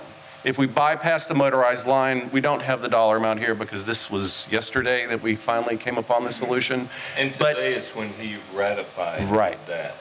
But the end of the day is the motorized line system is the most expensive way to go about this. A standard line set, which is what we use to raise and lower the existing curtains, is pretty simple machinery, and most of the theater is outfitted to accommodate that equipment. So by doing this, we not only salvage the original drape, we salvage some of the original line and design of the swag in the top, and we also make it functional where it will raise and lower. The bottom line is we need the curtain hung, so that's well, the curtain, it is first and foremost for us in the theater is everybody's safety. Right. That is at the beginning of the day and at the end of the day that everybody goes home. On top of that, with that drape being forwardmost position in the theater, it had the potential to collapse and fall on the audience. Right. So the first and foremost thing was to have it installed properly so that it was safe. It also should function because you have to have a main drape that you can raise and lower. It wouldn't move. We couldn't move it. So when we entered into this, we thought, okay, we need to fix this drape. They said, you need a motorized line set. Okay, we need a motorized line set. Then they look at it and they say, your drape's too short. Then there was talk about lowering it. Well, we can't lower it because we're at the lowest possible limit that we can in that theater right now for head height, for stage productions. So this was kind of the best of all worlds as a way to go about fixing this thing and making it work. Council, any questions for these folks? I've got a couple, Mayor. Councilman Allen. First, I've been to several of your plays, and they're great. You're Great, doing a great job. As you know, I caught a lot of slack from downtown merchants when I voted against spending $3.2 million. We had Andrew there. We paid him for 2 years to oversee this. I know he's not here anymore. We paid Terry Combs probably $100,000. He's not here tonight. But, I mean, I don't understand why this stuff wasn't done to start with. I think that that would be a question for those gentlemen. Okay, I wish they were here. Me too. And here's the thing about it. The Opera Guilds gave the curtains to y'all or to the city, right? To the city. Okay. Again, I'm sure they're not here, probably who told them how to do that. But we had a deal that we thought was going to raise $1 million, and that didn't happen.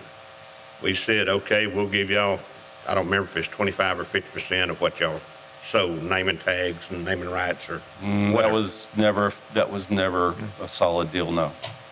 That was never offered to No, you? it was never on the table as a legitimate offer, no. Okay. If we offered that to you, do you think you could raise the 50,000 you're needing? No. Not selling names or nothing? Not in any time critical manner, no. All right, let me ask you one more question, because this is taxpayer money we're voting on here. It's not just for your business. We don't see any financials from y'all to know if you're doing good or bad. But it's not in our lease that we're to provide that. I understand that, sir. But I'm just saying, it's like, let's write a check and hope they make it another month, you know? Mr. Allen, But here's what I'd like to ask you to do. Whenever our mayor had a stroke about 2 years ago, we had a fundraiser, raised over $50,000. And I mean, this community got behind it, and it worked. Why don't y'all try that? Because this is not our property, sir. We're tenants. You leased it the way it was, right? And we leased it with the assumption that we had a working facility. This equipment was improperly That's installed. not our fault. You didn't check it out then. You found a leak. We turned in this list as soon as we became aware of it. Beg your pardon? We turned in a list of 42 items as soon as we became aware of these anomalies. And is that punch list took care of? Do we have that punch list? Yes, you got it. I mean, I have it, but. Who did you give it? Who did you give it to? I don't remember whether I gave it to you or I gave it to Wayne. I mean, we got it. And like you said, we've been working on it for a year. We've Yeah. got many of For the those last things 6 resolved. months. This I'm on the council, first I heard of it. I didn't know it. And Can't explain. I just don't see paying taxpayer money for this. I mean, if we can't raise $1 million, you're saying you can't raise 50,000.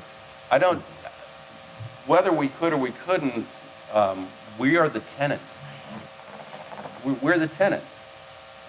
This is a piece of equipment in the theater that was improperly installed. As the tenant, we didn't have any say-so or participation or anything in the installation of that drape. So we say, here we go, guys. We're in the building now. Here's the things that we noticed. These are the anomalies that we noticed.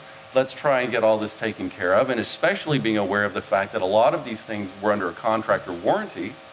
Let's take advantage of that warranty, but that's as far as it goes with that. So when you have a piece of equipment that doesn't work and is a safety hazard on top of it, you have to remove it. But We redone the floor too upstairs, didn't we?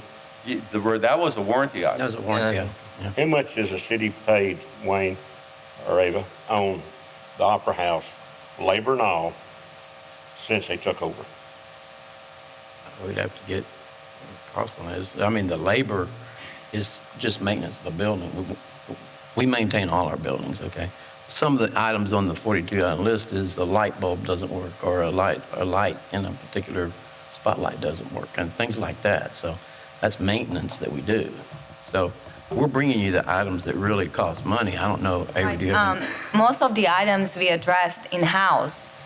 These are the only 2 items that we needed to bring towards to you because required a budget amendment, but most of the items we had worked on it. We have contacted the contractor, we have contacted the manufacturer, the vendors, and worked through warranty issues. Some of them we are still addressing. So as I mentioned in my short presentation, that this was a huge project. Until you start using it, you don't really know what needs to be either upgraded or fixed or just normal warranty issues that happen.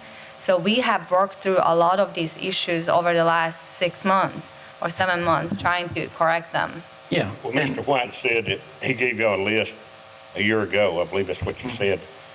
And a $50,000 item should have been on our budget for us to look at how we was going to get that money to do that. Well, hanging a curtain, we didn't know, that's not something we knew what the cost was on it.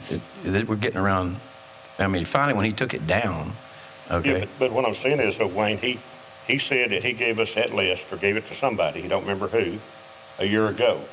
And that curtain Well, a was year on there. ago, the curtain was on there that, not really. He brought this up like a month or two ago, a couple months ago, when he actually took it down. It worked for a while, didn't it? No, it never worked. Well, We never. But you just noticed it a month ago, Mr. White? No, sir. This is, no, not at all. The things, you're all in this business. You know how things work slowly. You go, okay, the drape's too short. What are we going to do about it? Well, let's talk to people about it. How are we going to solve the problem? Okay, well, let's try this. Let's do that. This has all come to a head because we've exhausted all the solutions to try to make it work as it is. Is there anything else there that you're working with trying to get correct that hadn't got correct yet? There are several other things on the See, that's what my concern is, the taxpayers. 3 months from now, you come back and I've got another punch list here of another $50,000 or $100,000. I was invited here tonight to address the situation with the drape. I'm sorry. I was invited this evening to address the situation with the drape. I didn't know that I needed to submit, as a tenant, the punch list for the Opera House to the city council. Well, let me explain, okay? Like the 30% that is not lighting that they really need on the back of the stage, right? Mm-hmm. We had $250,000 allocated to the lights and sound and stage. We chose those things that would get us implemented and implemented successfully, and that's what we did, okay? And so Andrew made some choices. I'd like to have 24 lights. I'm going to put in 12. Who made that? Andrew. Okay. Andrew was in charge of getting that $250,000 to be spent so that the production could start in December, okay? And go forward. I agree, Mr. We've always known that it wasn't a total build out of the stage because we would have to spend more than the $250,000 if we were going to do that. I didn't know nothing about it. We had like 10 to 15 to 20, at one point, it'll hold 40 line sets, okay? We have about 10 or 11. We're talking about 2 more here. Well, I think the committee discussed that we would make choices, okay, to go ahead and get this thing, we can talk about that. There's brought back to the council that we may have to put another $100,000 or $50,000 or $250,000 at a later date. Well, that's, and you can make that choice. He can still, it's not working as well, but he doesn't have to have those extra line sets and everything if we don't buy them for him, and he works with what the theater is. But long term, it was built to be more of a 5 to 10 year that would change over the years, that we could develop it better and more. And that's what we're coming to, and we're going to bring these things to y'all to say we can make it better if you want to spend it on it. And we're going to have those We choices. could build a Taj Mahal if we want to keep spending money. There's These no are Taj Mahal. There's no Taj Mahal going on here. This is just like if you bought a new house and you moved into the new house and it had a year's warranty, and as you lived there, things failed or didn't work. You would want them fixed or repaired. And this is one of those items. Not relating to that, but just this year alone, 23,682 people went through the doors of the Opera House. That's what our purpose is to put on shows and do that.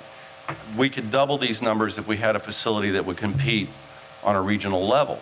When people come and they see a drape that's too short, they laugh about it. They don't want to see that. It's not professional. They don't want to see that. They come and see a show and we can't use 30% of the stage because we can't light it. They make comments about that. But even still, there's people saying, this is the best theater that we've seen in the history of the Opera House. This is the best theater that we've seen in North Texas. I've had a gentleman that's a professional director who's done shows on Broadway that's sought me out after seeing a show and said, I can't believe what's going on down here. So these are just part of the tools of what we need to do it. And a working main drape, whenever you go to the theater, the first thing you see is the drape fly out. And that's what we're trying to achieve here. That drape was never hung properly. It does not fit. It was measured wrong. And we're trying to make the best lemonade we can out of the situation. All right. I'd like to make a couple of comments in regards to the drape. I think that it was the first show that we attended Yes. that as soon as we sat down, my daughter said there was something wrong with the drape. And I emailed Scott and said, can you check on the drape? So I think there are some people that realized a year ago there was definitely something wrong with the drape. And I think that rather than arguing how much the drape is going to cost to repair and to replace and modify, I think one of the things that we have to consider is that perhaps we're pretty lucky that that drape did not fall the way it was installed, and we were up here trying to defend a lawsuit for some people that were seriously injured. Exactly. So with that being said, I think it's important to not really focus on the past, No, I think so too. but figure out what we have to do in the future. And as a taxpayer, I paid for the Opera House. Everybody's paid for it. And it's like a baby. We've had it. Now we got to take care of it. And I recall sitting in the audience at one time when they said you could be in Korea and someone would say where you're from. And we say Granbury and they say, oh, you've got this great Opera House. Now that hasn't happened, I don't think. But we do need to move forward with what we've purchased here. So Ava, I have a question for you. As far as everyone that you've consulted with, this is what it's going to cost to repair and get them up and running. I'm considering what the Opera Guild has also invested in the drape. They purchased it. It's kind of their baby, and they would like to probably see this drape up. And so, we want to make them happy as well. I mean, they're an organization that raised $25,000, $26,000 for a drape that they don't see. Last time I saw it, there's a black curtain up there. So are we good on the price to get the drape back up? Yes, And it's going to be safe for the public and for the actors on stage? Yes. yes. I mean, I spent 2.5 hours on the phone because before I even came here, I wanted to be sure that I spoke again with the freelancer and contacted the vendor. I got Phil on the phone. So we all have been very involved. I want you to know this quote is not final, but the money, what you see in front of you, will allow for all this we are asking for, because we have gone for a motorized rigging system and now we need a non-motorized rigging system. And we already got some preliminary quotes on altering the curtain. Okay.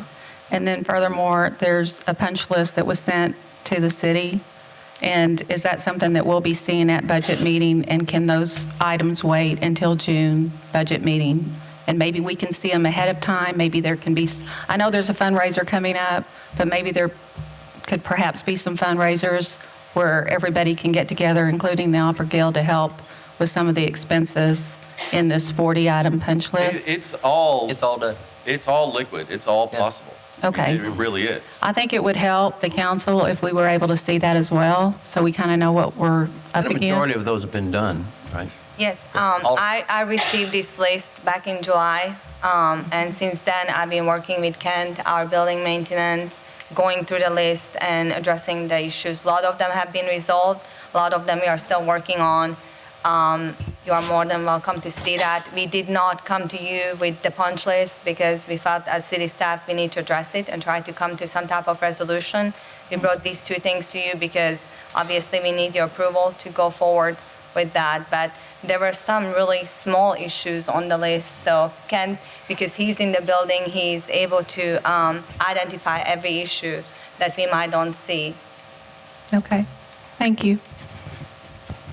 And I will commend Ava, our financial director, and our building maintenance people. They were over there for a long time, and Ava got educated real quick. So I commend a financial person being over there and looking what the investment is. And that's what she was doing, making sure that this was money well spent. And when you look at what the Opera House has been doing, it is an investment because they are bringing people, they are doing what we have asked them to do. They're bringing people to the community, and they're selling out the house sometimes even. And so in order to get better and bigger, then they've created this list of things that they need to do that. And this is one of the expensive items. But I will say that, and it's been touched on several times, that this needs to be an item that we bring to the budget and put money allocated to this, to where if these things come up, that we have money to spend in the case that we have to improve some other items in there going forward. I was aware of the curtain initially. I was on that board. We talked about that. We hashed it out. It was pretty obvious it wasn't the correct way, but we were going to get by with it for a while. And I'm not sure that that's what we should have done either, because it was probably unsafe. It was unsafe, and it shows that the curtain was not. Probably if we'd had it the correct way, the curtain would have been built correctly. We wouldn't have to be putting a hem in it right now. But we're going to put a hem in it, or we're going to have to put a hem in it.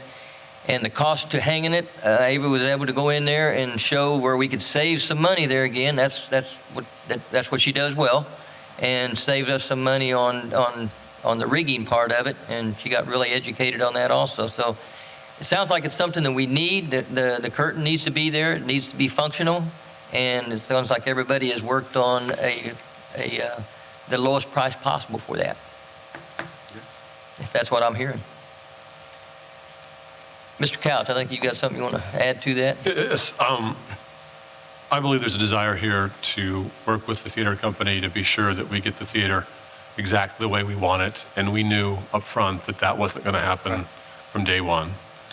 I know that many people dedicate thousands of hours every year at no cost, at no charge. And I appreciate that. And one thing that we have to remember is we got this right. We won the best historical renovation in the state of Texas. Without a doubt. We got this right. Thanks. I don't, for a second, want to subtract from the fact that we got this right. It's a beautiful theater, but there are some items that we need to continue, just like your analogy of a baby. It's a beautiful analogy. We had a baby. Now it needs a bassinet. And then it's going to grow, and it's going to need another set of clothes, and it's going to continue to grow. And I bet that's my wife wanting to know how this went. Hold on. So I completely agree with you. I was part of that committee. I could not be more proud of that building. I drive by it, I look at it, I go, wow, this is an incredible thing here. I pull up to the back door and I go, wow, this is an incredible thing here. We do shows and the audience is up on their feet and they're cheering, and we go out and we talk to them and they say, this is spectacular. We can't believe this is in this city. That's something to be really proud of. So, yes, I agree with you. What is the warranty on that building, on that lease? I believe it's 1 year, but I think he's extended that because he needed, I think it can go even further. He said he would take it further. And he's done work, some of this warranty work he did. So he's been very cooperative with us. If there's anything wrong, he will look at it, and in fact, they got that floor redone in the rehearsal. That was done in a heartbeat. Yeah. I mean, that was a big item. That's a big ticket That would item. have cost a lot of money. And that was warranty, didn't cost us a penny. Is this money coming out of the general funds, Wayne? It's coming out of contingency expense in the general fund. We budget $100,000 every year in contingency to be used for items like that, unforeseen items. So we're going to use right at half of it? Yes. Mr. Mayor, Councilman Parsons. Kent, you guys are doing a great job. It is a beautiful place. You put on some really fabulous shows. 23,600 people on the square. Was that your number? Yes, sir.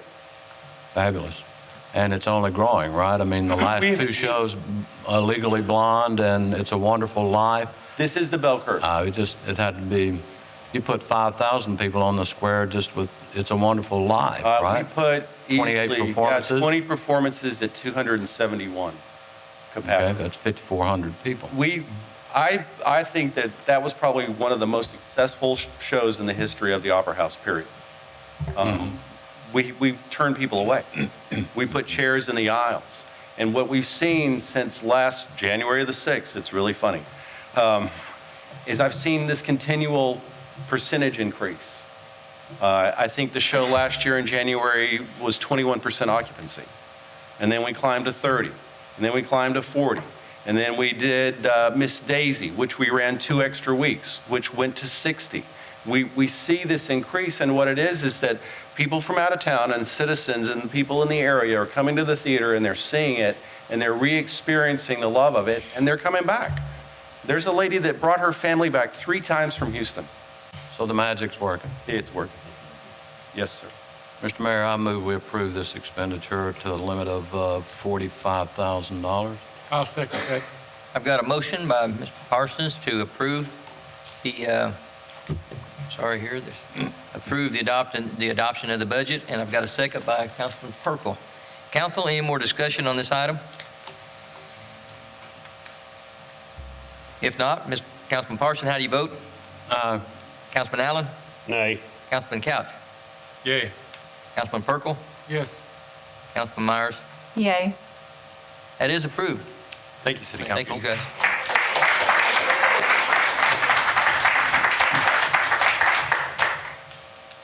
The next item is discuss and consider options for the Lake Granbury Area Economic Development Corporation, including but not limited to funding and the future state of the economic development in the city. I am going to call upon Councilman Couch to talk about this a little bit. First of all, he's done a lot of research on this and kind of get us a little background on where we're at on this, if you would, Mr. Couch. Yes, thank you, Mayor. To kind of appraise everyone of the current situation with the Economic Development Corporation, you may have read that the county has decided to not fund their portion for this fiscal year.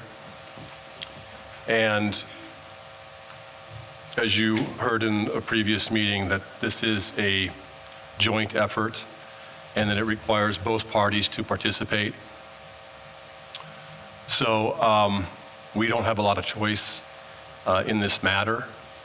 The agreement also allows either party to request the dissolution of the organization and having the funds refunded to those 2 parties on a pro rata basis. So that's where we're at. We have a meeting this Thursday on how we're going to unwind this corporation. But I want to assure the city and especially the business community that this doesn't mean the end of economic development as far as the city is concerned. We will absolutely move forward with a economic development plan that entails the city of Granbury. I think that this will work fairly well in the upcoming workshops that we've already committed to regarding the Convention and Visitors Bureau. I believe that there is an opportunity here to take these 2 organizations and make them highly effective. A couple things that I'm going to request at our next meeting is the refund of our first quarter dues, which was $25,000. I'm fairly certain that the city did not put up their first quarter funds. County. So we did. Well, county. The county. County did not put up their 20. Oh, the county did not, so. And the city has. So that would be in the computation. Right, I'm also going to request that the city retain the website and the phone numbers and any promotional materials, so that there is a presence here for anyone that comes to Granbury, or for that matter, Hood County, that wants to bring jobs here. That's an absolute necessity that we do this. So this will be a work in progress. I look forward to the challenge. I'm disappointed, but I'm also somewhat motivated that we're going to have a real pure focus on economic development for the city of Granbury. Thank you. Thank you, Councilman Couch. At this time, I'd like to call on Councilman Parsons. He's done a little work on it. Do you want to add anything to that, Councilman Parsons? Well, I think it's going to present an opportunity for the city. I think some of the comments relate that the city of Granbury is interested in sales tax, and you darn right we are. That sales tax creates a substantial cash flow, presents larger than 60% of our general fund budget, and is quite a benefit to our ad valorem taxpayers, and the fact that it provides us with the money to do some wonderful things such as an opera house and beautiful parks, and without burdening the local the ad valorem taxpayers.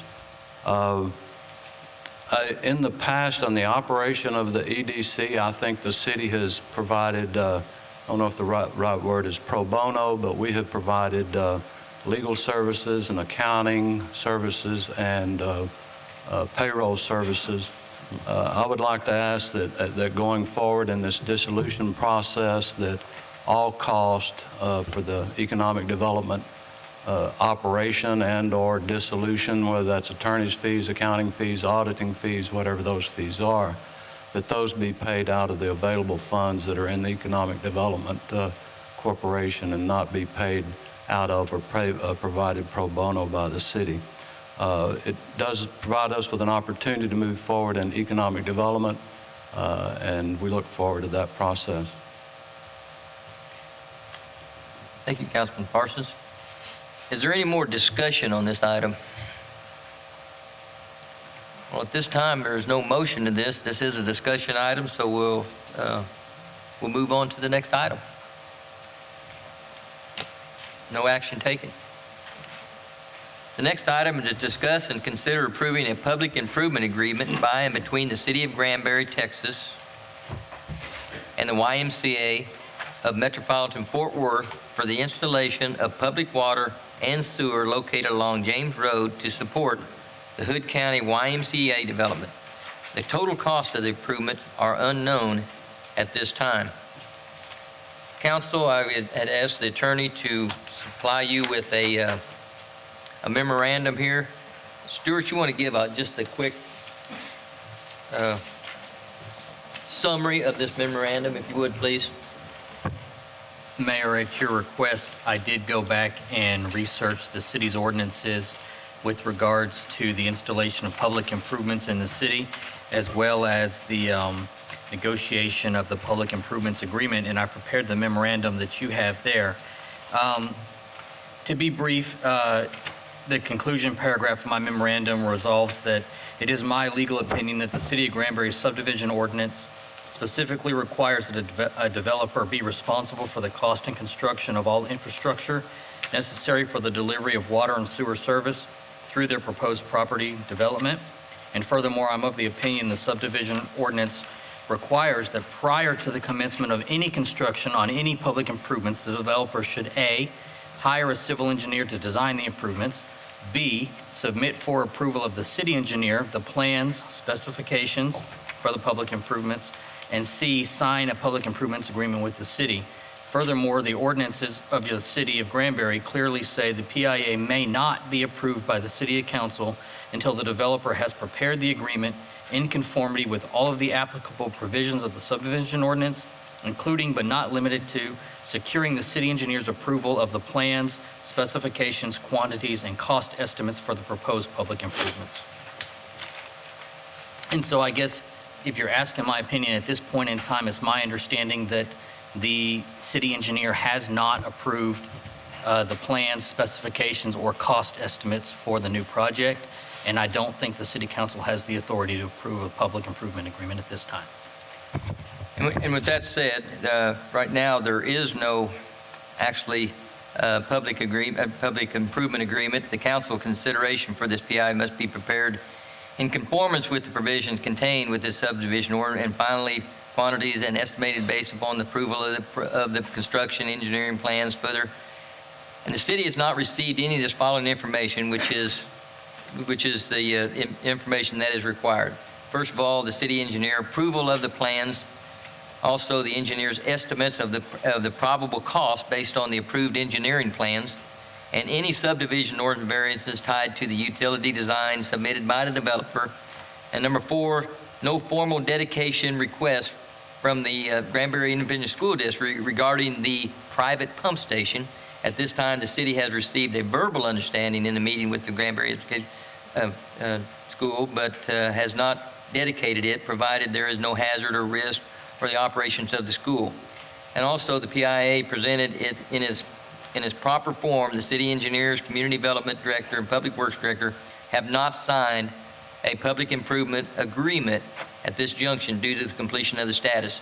So basically, there is no agreement right now that we can go off of that tells us the cost or what is going to be done in this public improvement. So with that said, I'm going to turn this over to Councilman Allen, who has put this on the agenda to discuss. Thank you, Mayor. I got involved in this about 3 weeks ago. I'd heard a little bit about it, and then I started getting a few phone calls, and people, especially with members of the Y, want to know why the city's holding them up. We had a meeting here yesterday, lasted for about 2.5 hours, and I think a lot of the problems was, in my opinion, I'm not a legal guy, but my opinion is that it was freezing Nichols. He changed his mind on 3 items, 3 pump sizes, when we were sitting there for 2.5 hours. So I'm not sure they know what they want to get, what they need, what they want to give to them. But my motion tonight will not be to give them a PIA.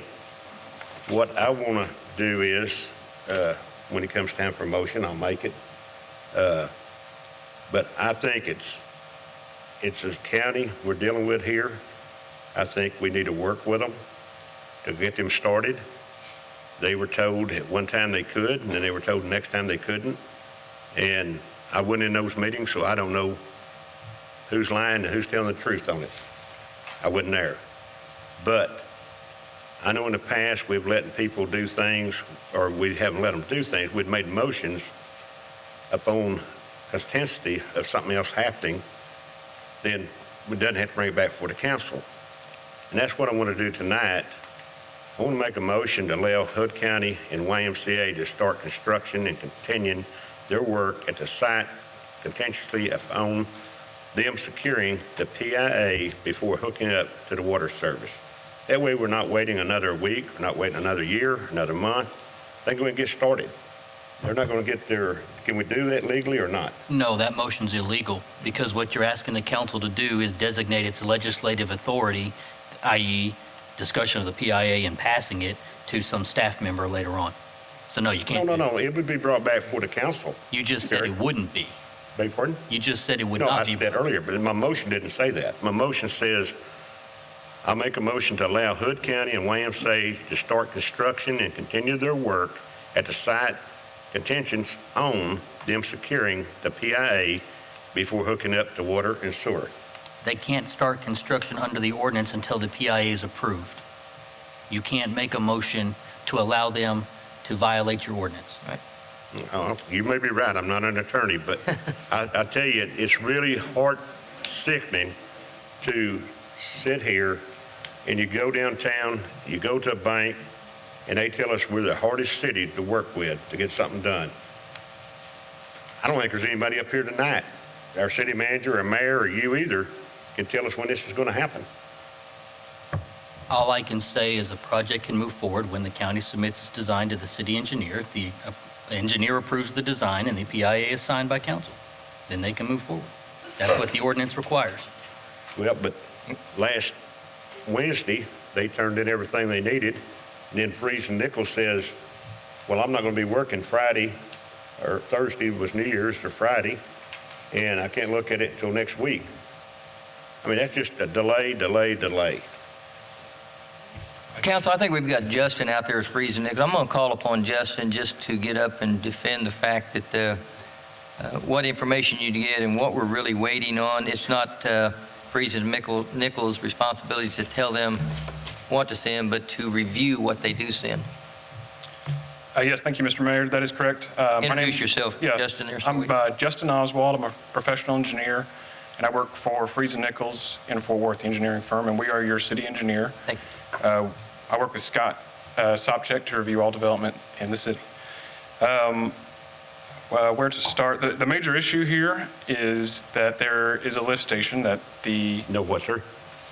there's a lift station that Acton Middle School owns and operates. It's a private lift station.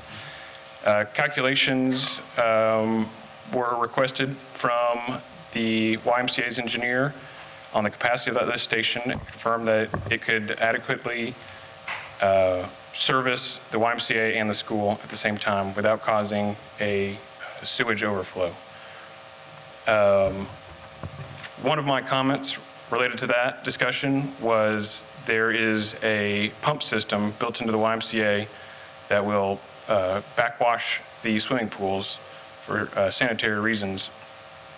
From the initial report that was provided, the pumps on that backwash are much more powerful than the pumps in the lift station. So there is a concern that those pumps could overwhelm the lift station and cause a spill. Related to that, I asked for additional information or a modification to the YMCA backwash design. And the next submittal made no change to that design, and I was not contacted by anyone to discuss that design in any way. So at that point, we did get in touch. We've had several meetings. That was the report. It was right before Christmas, I think. And we've had several meetings since then, and several alternatives have been bandied about, but I've still yet to receive any additional information on the backwash system that makes everyone comfortable that this system can service the YMCA safely. What are you waiting on right now from YMCA? Specific, the major item, there are several, nothing has been approved to date, but most of it is ready to be approved. I tend to approve everything in a comprehensive package so that when things change, we don't have to go back and revisit a previous item that had been approved. But plans have been turned in. The plans appear to have addressed prior comments. Estimates have been turned in. The estimates appear to address the plan issues as far as water and sewer pipe, but they do not address potential need for improvements at the lift station. And so we do have a lift station report from Dunaway, but it still does not clarify how the lift station will be protected from the much larger pumps that service the pool. So that is the main item, is additional information and discussion. Changes. Who made the changes? Changes to what? Beg pardon? What did I say there were changes to? You said there were several changes. What you just said, you said there was pump sizes, this and that, and there were several changes. What was you referring to on change? Design change or what? I may have said there were several alternatives that have been investigated recently. That was the issue with the backwash that was my comment, that I needed additional information to discuss the safety mechanisms that would keep that backwash from overwhelming the lift station. Several alternatives were since then brought up. Significant improvements to lift station were talked about, which would cost several $100,000 possibly, or on-site improvements at the YMCA, which may cost the city nothing with very little improvement to the lift station. But that information has not been presented to me. There have been verbal conversations, lots of thoughts back and forth, but there's not been a report with a specific course of action presented to me.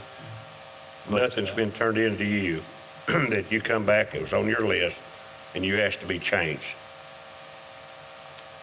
So you're talking about previous comments that may have? Yes, sir. I do not believe so. You what? I do not believe so. Okay.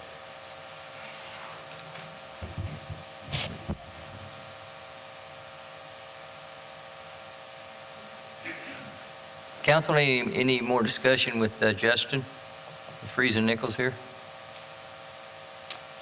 Justin, thank you. Thank you.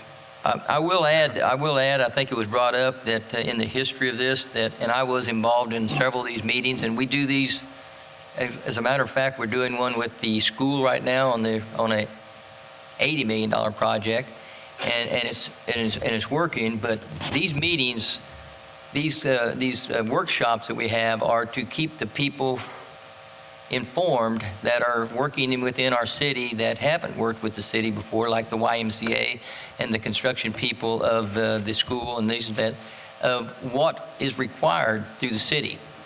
I think some of that got a difference of what we were trying to do there, because it's never our intent to not do what our requirements are, and the PIA, like I say, the agreement right there, we never did receive that, and some of the folks were under the indication that we didn't have to do one. But we do have to have one. It is required, and what we try to do is work through these issues with the construction people, and we will do the same with the YMCA, to work through these construction items and let them know what the requirements are through the city, so that we can make it more user-friendly and they don't come up with these items and not knowing what is required. But I do believe that through every one of these meetings that it was identified what the requirements was, but then when we came back, there were some other folks that got involved, and some people heard that, well, you don't have to do that, and we will do that, as the city will do it, or the county will do it. I don't know about all the private meetings, but I do know that the only meeting that we started out with was to keep these people more informed and let them know what the requirements was through the city. And now we're at the point where we have identified those items, and we are waiting for that information so that we can do our due diligence and look at it and send it back or go forward with it. We could have a special meeting if they got it quick enough, right? If we need to, but there's a timeline there. You have to have 3 days, whatever it is there, in order to do that. And I'm willing to do that too, so that we can move forward with this YMCA. There's nobody that wants it more than anybody on the council here. It's going to be a piece of Granbury that we want, and I don't think anybody in the city is blocking this thing, but we are also protecting, we're protecting the citizens when we make sure that everything is the way that we have it designed in the city. Mayor. Councilman Couch? Yeah, can we bring Justin back up? Do what? Can we bring Justin back up? Sure, yes.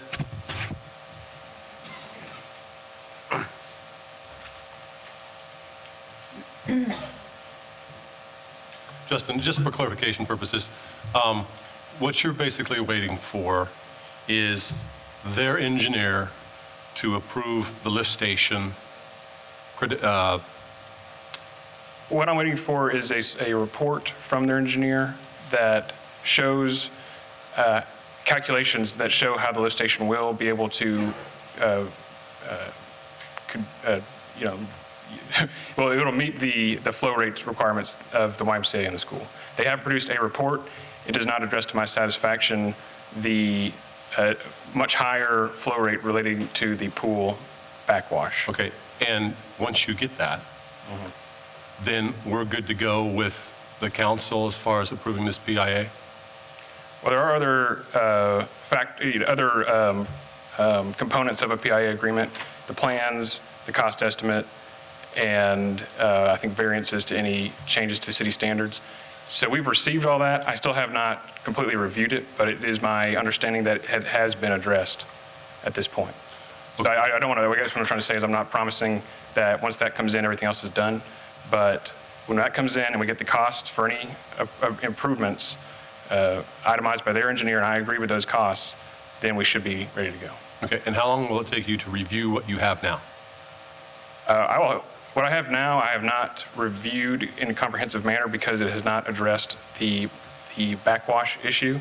I have looked at it, and I am waiting for that backwash revision and lift station report to comprehensively review the entire thing. But what I've said to the outside developers and to city staff is that I will review these on a 2 to 3 day 2 to 3 business day review cycle, which is much quicker than a normal review. I know it may seem like a long delay, but we're consultants. We have lots of different projects, and much bigger projects get pushed out of the way to assist the city and the Y in this review. Okay, can you, would you agree to go ahead and review that, what you have now, so that when you do get the report, that we can move forward? I can do that. Thank you. Yeah. Okay, thanks. Thank you, Justin. Hopefully we won't call you back up. Okay, thank you. Can we, Mayor, since we called him up here, I think the engineer for YMCA is here. I'd like to ask him a couple questions, if it's okay. Sure. Thank you, sir.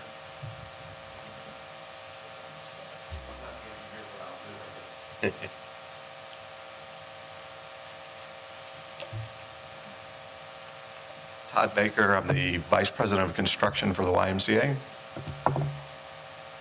Todd, the question I had, and I apologize, I thought you were the engineer. I guess this guy's sitting next to me yesterday. I'm about as in the know as anybody. So. Yeah. What's the holdup? Why ain't you got all this done? Oh, boy. Well, I think a lot of what's been said tonight is I think there's been some unclear, some things that weren't clear in the processes. As I said, having been part of these meetings and this process from the beginning, what's happened is that we started down the road with one understanding. The understanding seems to have changed somewhere along the line between the first meeting and the meeting that we had yesterday. We always knew that we had the issue with the sewer and the water. Going back to the very beginning, we have this. We've known that there was some sewer and water issues that needed to be addressed. Initially, we were under the understanding that we were going to begin the process with getting the land platted to allow us to go, and we would have the time to work through the sewer and water process as we went along. Basically, the term that was used was we could stub the pipe out of the front of the building, and we could figure out where to tie and how we were going to do that, because being that it was the county and the city, obviously no one was going to default on any of this. It's taxpayer money, it's a bond, so that was the issue. That changed. We started down the road with the PIA. There were also different entities involved. Alva was one in working with the school to get that issue with the sewer resolved. We thought that that was being handled solely by the city. So for us to go and work through the process of getting that agreement in place and getting all that sizing done on the lift station, we were always under the understanding that was being done interdepartmentally through the city. We didn't really, that was not really clear that that was a new thing. The pool backwash system, as I've said, now this would be the fourth time that I've said this. It's identified on the on the private plans in the thing. The pool system can be designed to discharge either zero to anything. So we were, again, under the understanding that the pool backwash system was something that was kind of a no-issue point, a non-issue point, because we could use a cartridge filter system. We could use a system of filters that would discharge as low as 50 gallons per minute, which is well beneath the 100 to 800 gallons that we discussed yesterday in the meeting, with some level of unclarity, if that's a word to say. But the system as designed already has storage tanks, because again, at the very beginning of this process, we were told if we put storage tanks in and didn't discharge to the sewer system, we could use those as landscape credits by using them for irrigation. We were told that, and so that's the direction we moved. So I think that the big problem has just been some clarity in what is exactly expected. The ball seems to move and change, and that's where we're at right now. We've made, to my knowledge, 2 to 3 iterations of plans and documents that we can't, again, the lift station we don't own. It's a private entity that's owned by the school. The city's adopting it, and we've been moving down the road thinking that that was being handled by the city, as again came out in the meeting yesterday. I think now we've got some clarity after tonight, but most of these issues that seem to have been non-issues, the biggest one being the pool filter system, it can go from not needing to discharge into the sewer system at all, which is again what we had initially talked about, to allow us to get landscape credits, to allow us to plant less trees, to well within the boundaries. I've got the engineering data today that I will be providing to Friesen Nichols tomorrow. I'll be providing it to our engineer at Dunaway, which can provide it to Friesen Nichols tomorrow. But it clearly states that the system as designed is well beneath the 100 gallons per minute. We're talking about only needing to discharge 2,100 gallons of water at any given point, which the pipe itself has a volume far greater than that capacity without entering into the lift station. So a lot of these things, I think, have just been clarification. Who changed these on you, the city or the county or Friesen Nichols? Mr. Mayor, I call a point of order.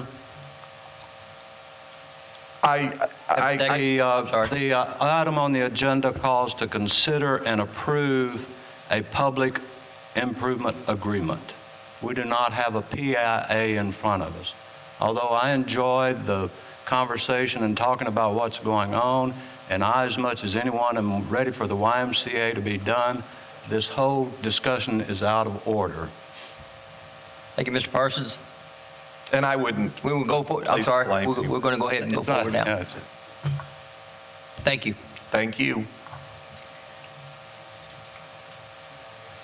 Does anybody want to talk about the PIA process at this time? Doing it good. Mr. Stewart said we couldn't do it, Mayor.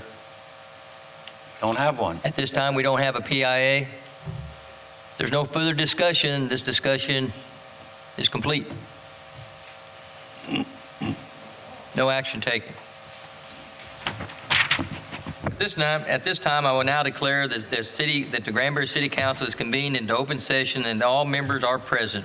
The City Council will now go into closed session pursuant to provision of Texas Government Code in accordance with authority contained in the following section, Section 551.071, consultation with the attorney, airport condemnation.